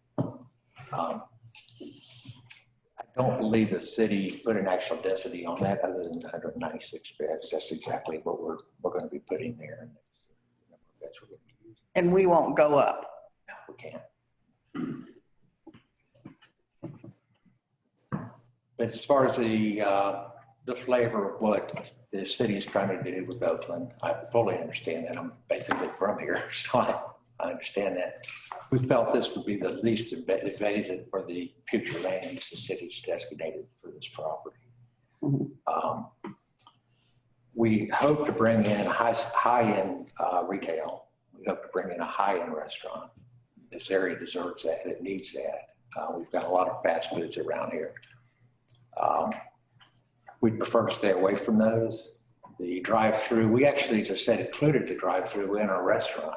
And we did that to get the traffic count coming out of this property higher than what it's actually going to be. We knew that you folks didn't allow drive-throughs. Eventually you may, I don't know. But at this point, we can't build one anyway. But we wanted to make sure we had a traffic count high enough, just in case. I think at this point, I can only speak for myself, but at this point, don't count on any drive-throughs. No, it was hard for us to just say, well, what exactly are you going to build? And we said, well, we're not real sure. I said, but whatever we're going to build, we need the highest traffic count we can because we don't want to have to go up. We want to go down. Mm-hmm. So that's the reason that our traffic study actually. And what's the name of your company? Oakland Capital Group. Okay. What type of retail space were you targeting, Tim? The retail, primarily shops. I heard someone mention big lots. We're not targeting that kind of market, to tell you the truth. 2 reasons, and I don't know exactly how to put this correctly, but I'll put it as correct as I can. Every small town you go through in Florida and up in Georgia, you see a Big Lots or a dollar store. And a Hardee's. And just thank you. They target this market in Oakland deserves a much higher end product than that. And I don't think it would do well here, to tell you the truth. As a matter of fact, I very seriously doubt at the cost of this land that they would even consider putting one out here. I'm going to be perfectly honest with you. They normally buy something in a small town as agriculture. They can go in and put something like that in and not spend a lot of money doing it because they don't have a large profit margin. So those kind of stores are out. I can promise you we're not going to put a Tractor Supply. We already got one of those. Already got one of those. A grocery store? Personality. We would like. How big is a grocery store footprint? Yeah, I would like to see a small grocery store of some That kind. would be great. There are some smaller footprints that run 20 to 25,000. The average public is usually 45,000, but they do have their smaller versions like College Park and Shine where they're like 25,000. So that Lucky's and some of those other ones were smaller footprints. I miss Lucky's. So I don't know what the market is right now for some of that, but But I would really like to see in this town, and I don't know if we will or not, is a fresh market. I would really like to see a fresh market. Or something like. I live in Lake County, and I'm gonna tell you right now, you can't buy a good steak in Lake County. It's impossible. Can't buy You can't buy a good steak. You gotta come down to the butcher at the, Where? at the brewery in Winter Garden. You said. Well, yeah, I have to come all the way. He's talking about Claremont. Yeah, I'm coming out of Claremont. Yeah. But either that or go to Fresh Market in Tucker. So I would love to see one of those. I don't know if we can do that or not, but that's the kind of stores that we're talking about. I love a Trader Joe's. There again, the building timetable, I wish I had a crystal ball. I really do. I wish I could say, yes, we'll have all this commercial built before we do anything else. If we build commercial and we don't have anybody to occupy them, it does none of us any good. And so we're going to cater to an upscale market, bring stores in that we know are going to be viable. The worst thing you can do is put a store in there and have it go out of business because it's not viable. Right. Then you end up, and you see them in strip malls where they begin to decline. Mhm. That's not our all this product. And if you folks have any other questions, feel free. I'll do my best to answer. I've got our engineer here with us, and he can answer anything technical that I can. I don't have any questions. Do you guys have any questions? Mikey? I don't have any questions. I'm just I'm really good. I really want the residents in that area to really see what's going on, because I don't want to run into the same. You know, I have this, We don't have a house full. I have this feeling. I really, yeah. Yeah, I have this feeling that this has not gotten a lot of press. I'm not talking about you, Amy. But it really hasn't it hasn't hit social media that it's being looked at, that it's being, I haven't heard anything. And all of us watch social media very closely. But so I have a feeling, I feel like this is a far better plan than we had the last time go around. But I have a feeling that if this gets passed tonight, the second reading will be a full house. See, we've made it aware, and I came to a few of your, LIB meetings. I sat in on, I saw your full house of people that you had. The biggest concern that I noted talking to a lot of the residents about that particular project was the lakefront.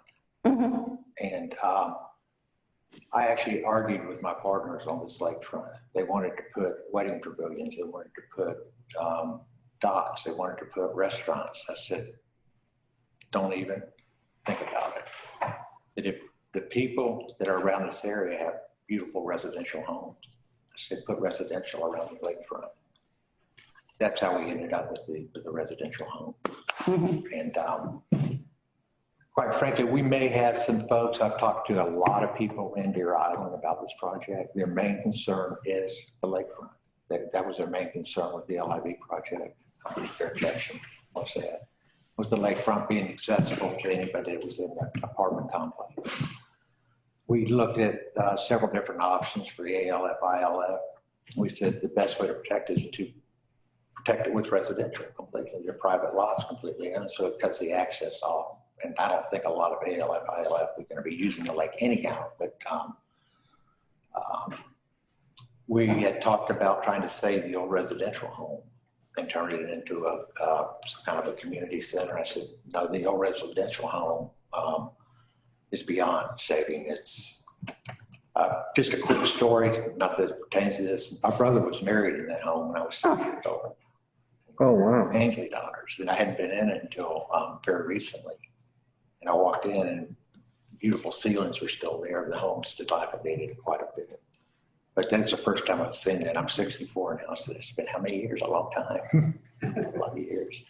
So I actually hate to see it go, but it's just beyond help on it.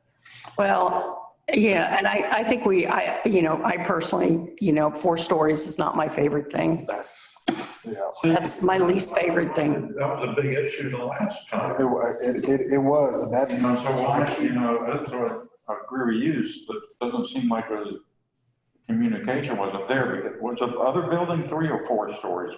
I think it was 4. It was 4 stories. Four. Yeah. There was a lot of opposition because of the height.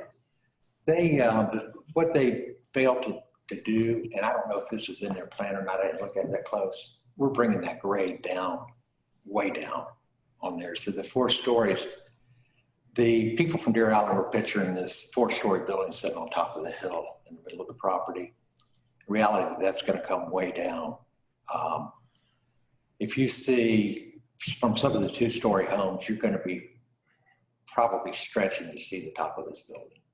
It's not gonna have the kind of roof that's going to stick way up. And that's one of the questions I had with LIV, was how high it was gonna be. So you guys are gonna bring down the property. We're bringing a property. You know what, I don't know.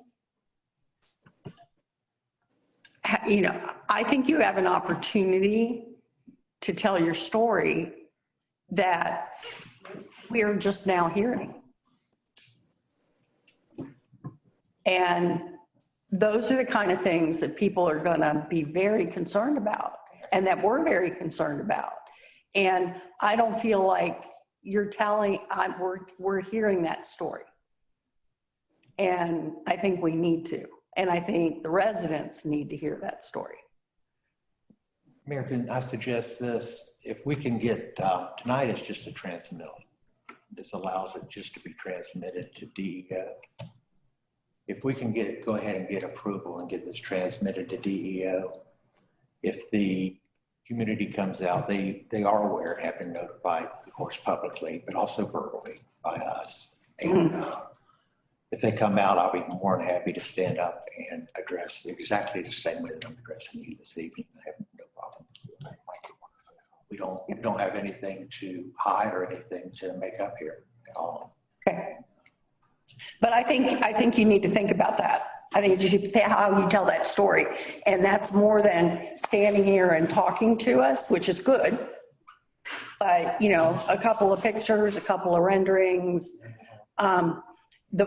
because I think what you're going to see are people who are on the north side of this project. Mayor, we can even go as far as do a community meeting with the residents.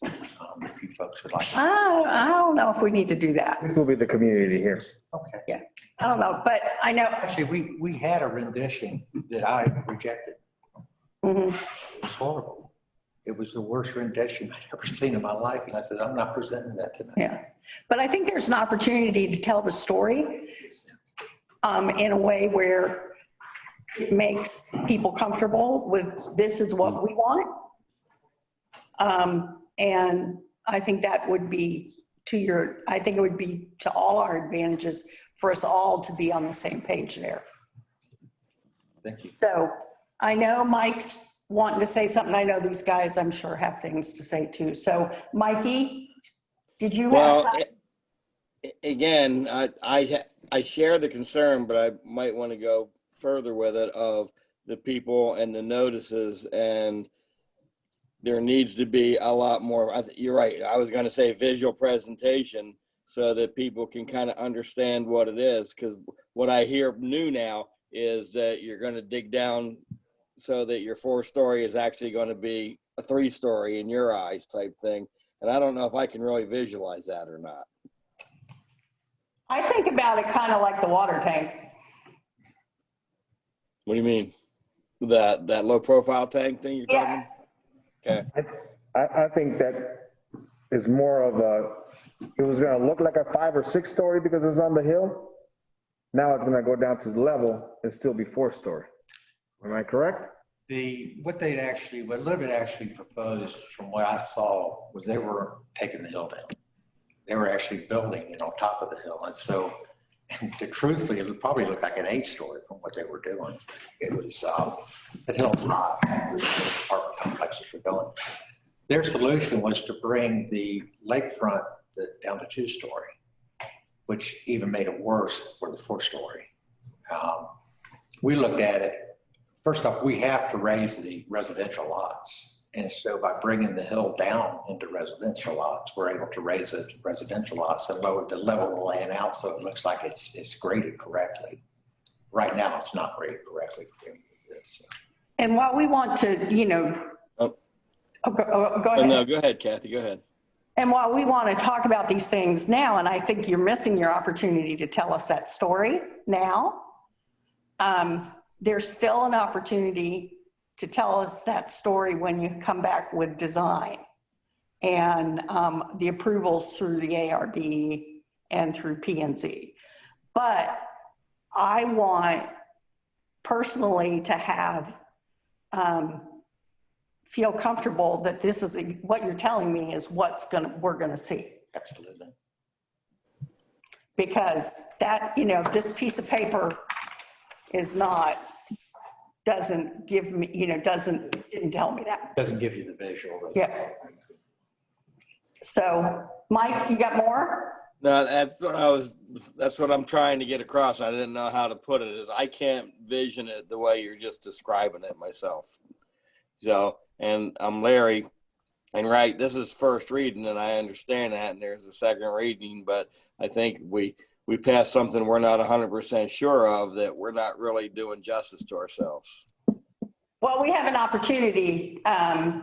We also have to remember we have an opportunity at the next vote. Right. If it doesn't come to fruition like he's telling us not right. to. And we've been there before and done that, so I understand we can do that. Yeah. So. Absolutely.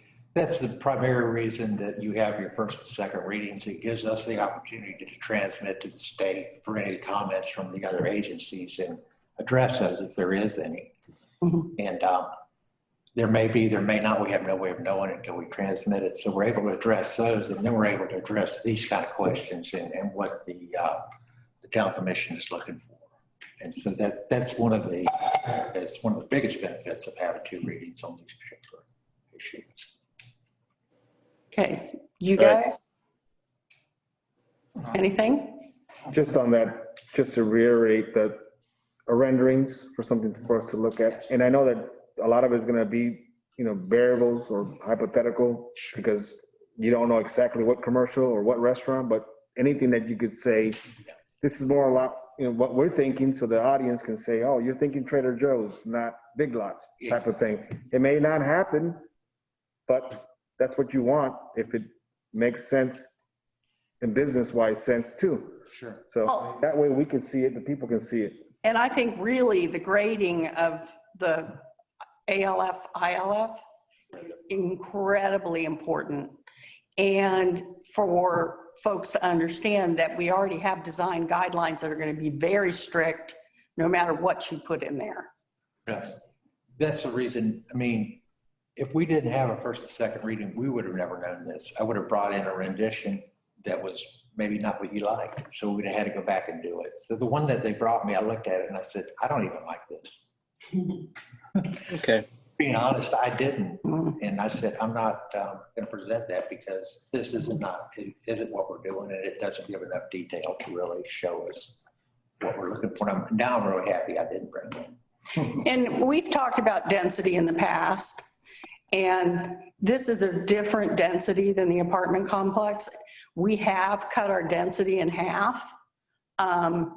And I want people to understand that what we're talking about tonight is nothing like what we had in the past either. So 195 beds is not the density that we've talked about in the past. Well, and this doesn't have the same kind of traffic impacts that an apartment complex has either.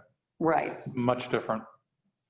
That was one of our major concerns, was where the access to this property is difficult because of the bridge and because of the retaining wall that hopefully we can get rid of, but it's a problem.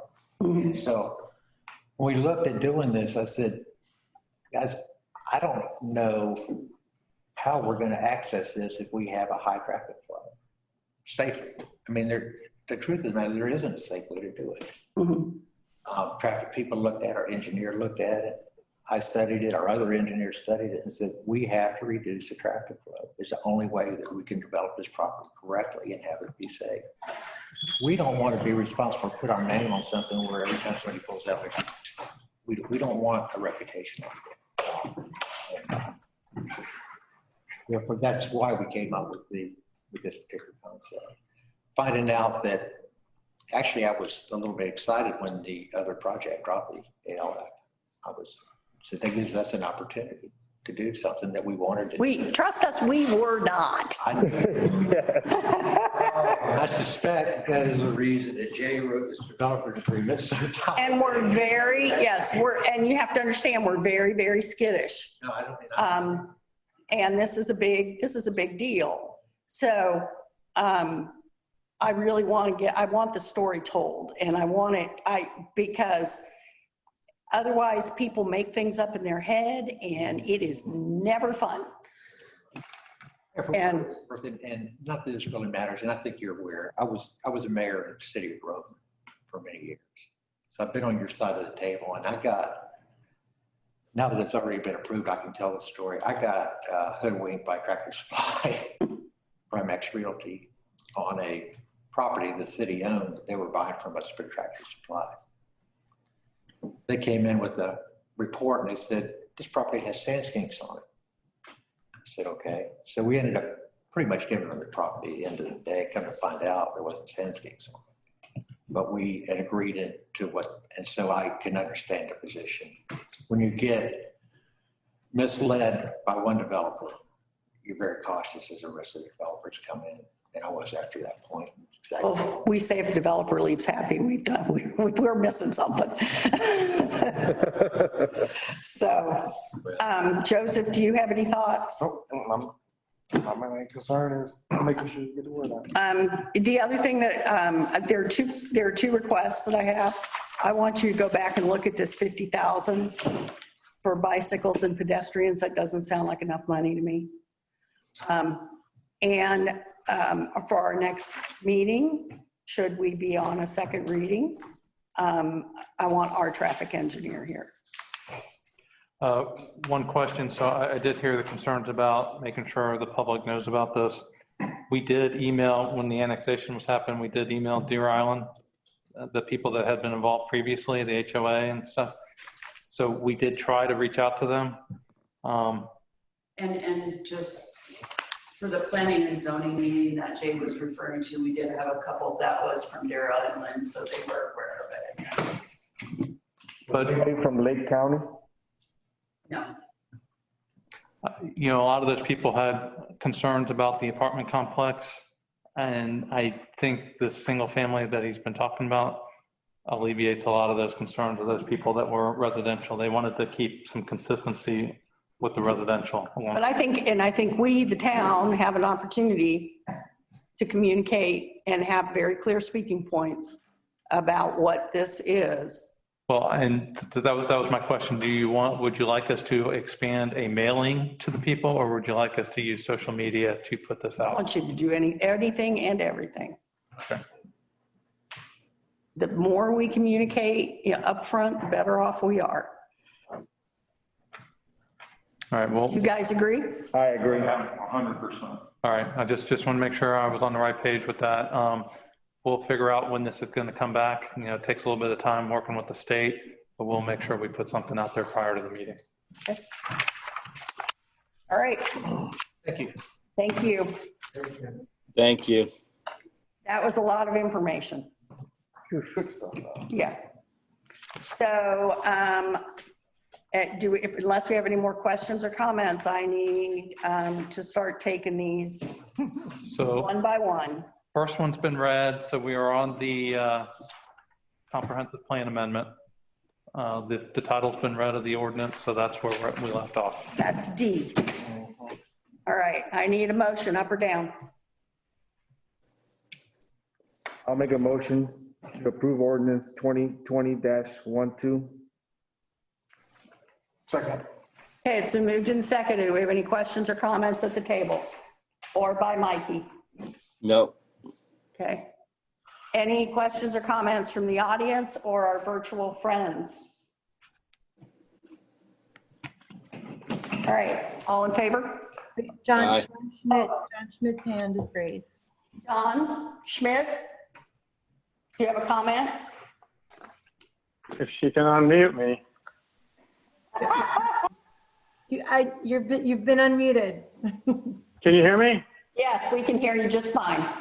So just a quick thing, I won't go into long detail, but I've talked to people about this project and this thing, and I'm not opposed to it. In fact, I support it. But you remember last time people were talking about not only the hated apartments, so a lot of the people have gotten off that bandwagon, but what they don't want and what they didn't like is people from Deer Island and Johns Point didn't want to be able to see this monstrosity from their houses.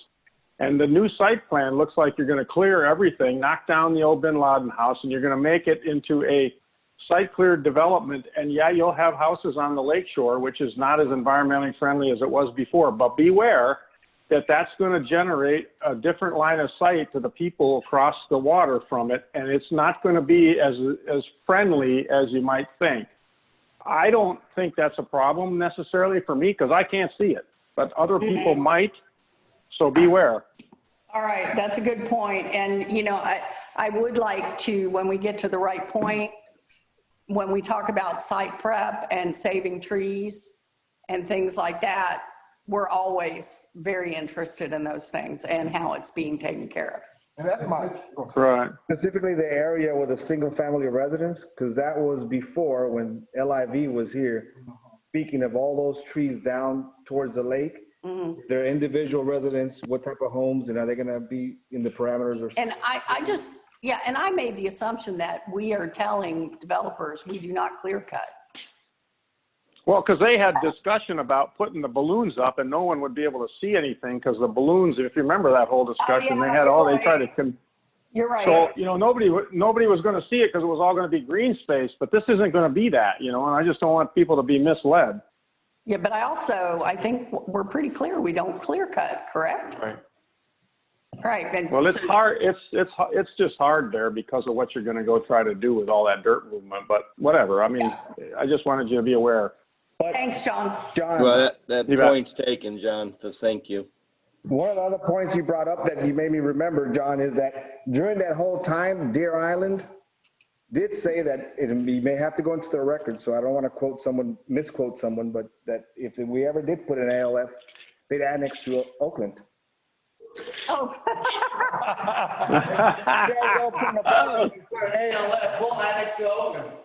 I'm just saying, you may look. I'll let you be the one to. I'll speak up for it if you find it in the record. What's that, David? Whatever his last name is. Okay, thank you for those comments, John. I think they were very valuable. Does anybody else virtually have anything? No, there's no other hands raised. Okay, so I'm bringing it back to the table. All in favor? Aye. Aye. Any opposed? Okay, read the next one, Elise. Okay, ordinance 2020-13, an ordinance of the town of Oakland, Florida, changing the town's official zoning map designation from A1 agriculture in Orange County to PUD planned unit development in the town of Oakland for a parcel of land approximately 16 acres in size located at 17920 West Colonial Drive, 17812 West Colonial Drive, and 7 Orange Avenue, making findings and providing for conflict severability and for an effective date. Okay. All right, I need a motion up or down. I'll make that. Go ahead. Go ahead. Go, Mikey. All right, I'll make the motion to accept ordinance 2020-13 as presented. Second. Moved and seconded. We're going to open it to the audience for any comments. Any of our virtual audience, do you have any comments? No hands. Thank you. Bring it back to the table. All in favor? Aye. Aye. All right. Next one. Okay, so now we're on ordinance 2020-16. This is second public hearing, an ordinance of the town of Oakland, Florida, amending and adding sections 3.316 and 3.317 accessory structure and massing standards respectively into the zoning code and providing for codification, conflict severability, and an effective date. This is just reattaching the accessory dwelling sections into the. Y'all need to suffer through this. Sit back down. It's only gonna be about 2 more hours. Sit back down. Please, until your ordinances are over, sit back down. Theirs are over. Oh, theirs are over. This is different? Y'all Do whatever you say, Mayor. Sorry, I thought this one was still yours. This is the second reading, and We'll this stay is as long as we have to. I'm nice, believe me, but thank you. this is just making sure the accessory structure section gets reattached to the full zoning code. Oh, that's right. I'm sorry. Is that correction we did last time? This is more just an administrative. Okay, do we have any questions? I thought the police were coming for you, Kathy.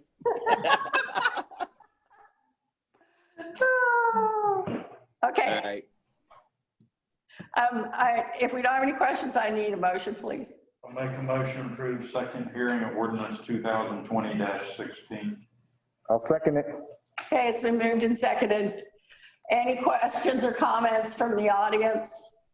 Our virtual audience? What audience? No hands raised.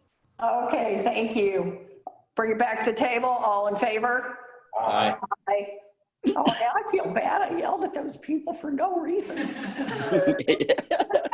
They look like deer in headlights. They didn't know what to do. Yeah, they just stood there like deer in the headlights. All right.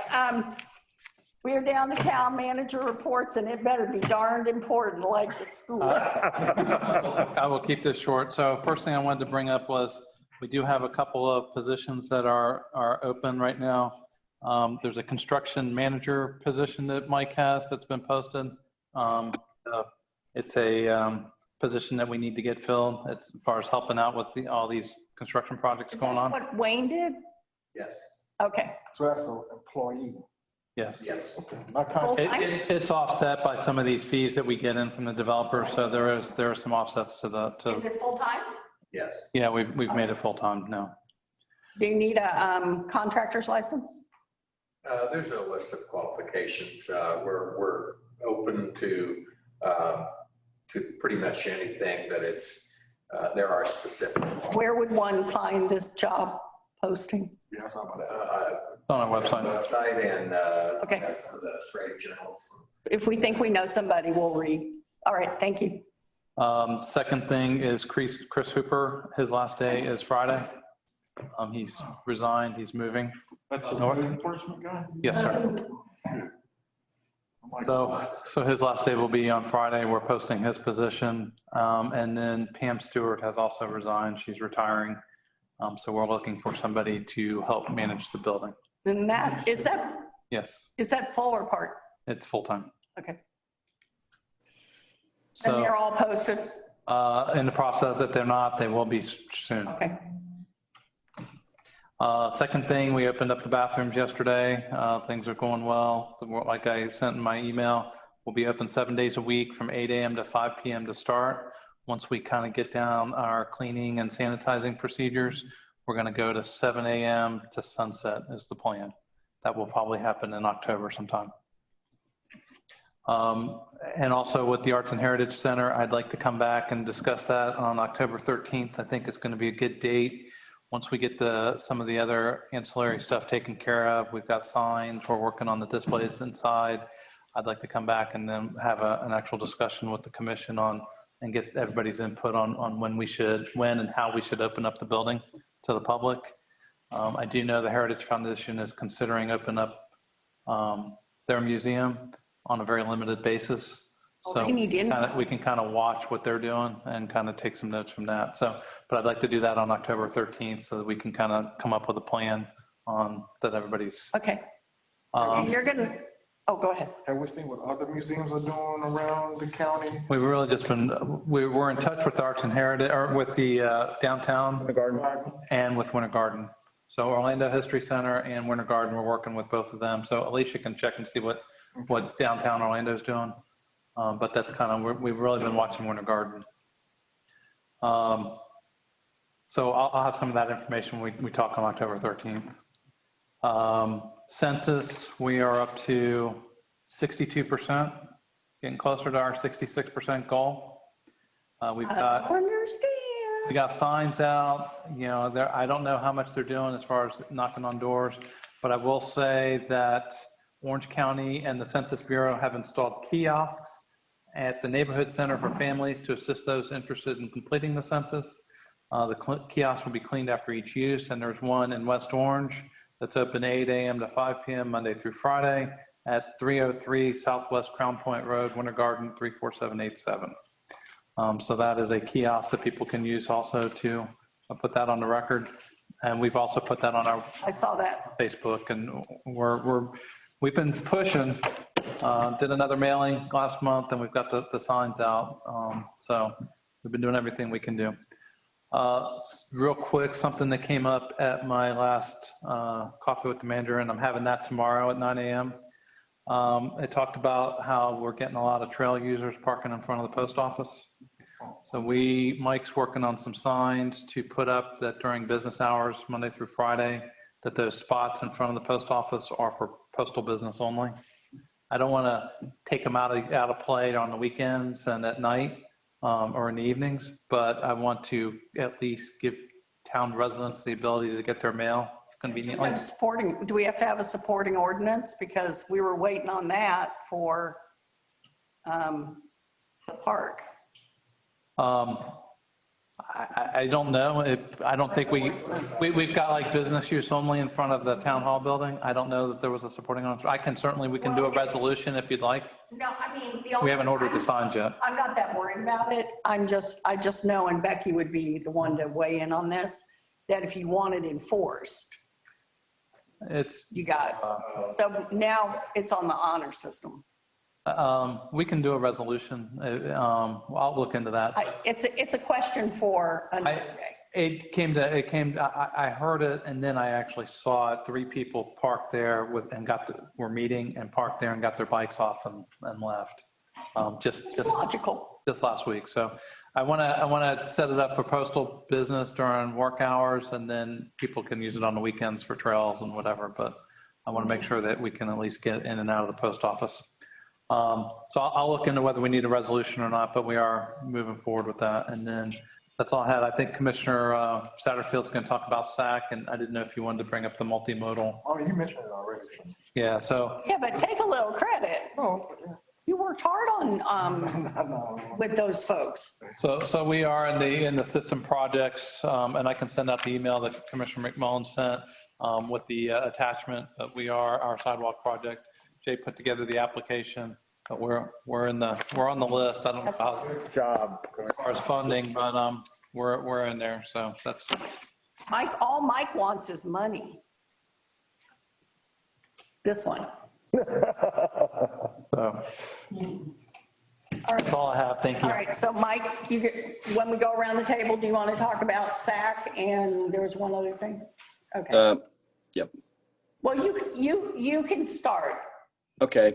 First is just we reconvened SAC yesterday afternoon. Charlie Roper has agreed to stay on as a business partner, and of course Jennifer is a business partner with the Nature Preserve.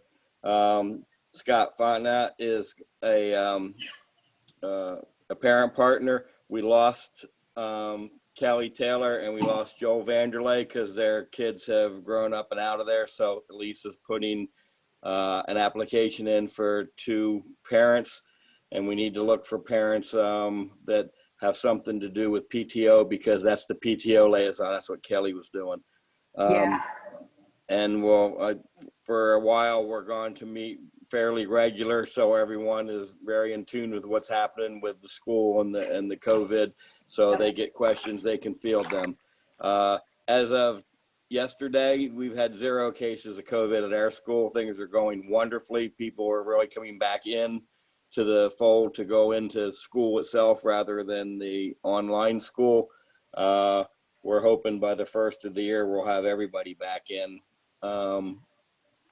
But we'll have to see how it goes. So that's the update with that. It's all going very well. The people that are doing the at-home learning, it's working. There's very minimal complaints going to it, and everyone seems to be as happy as you can be in this situation. Good. Are there any questions for the school for me? Nope. Okay.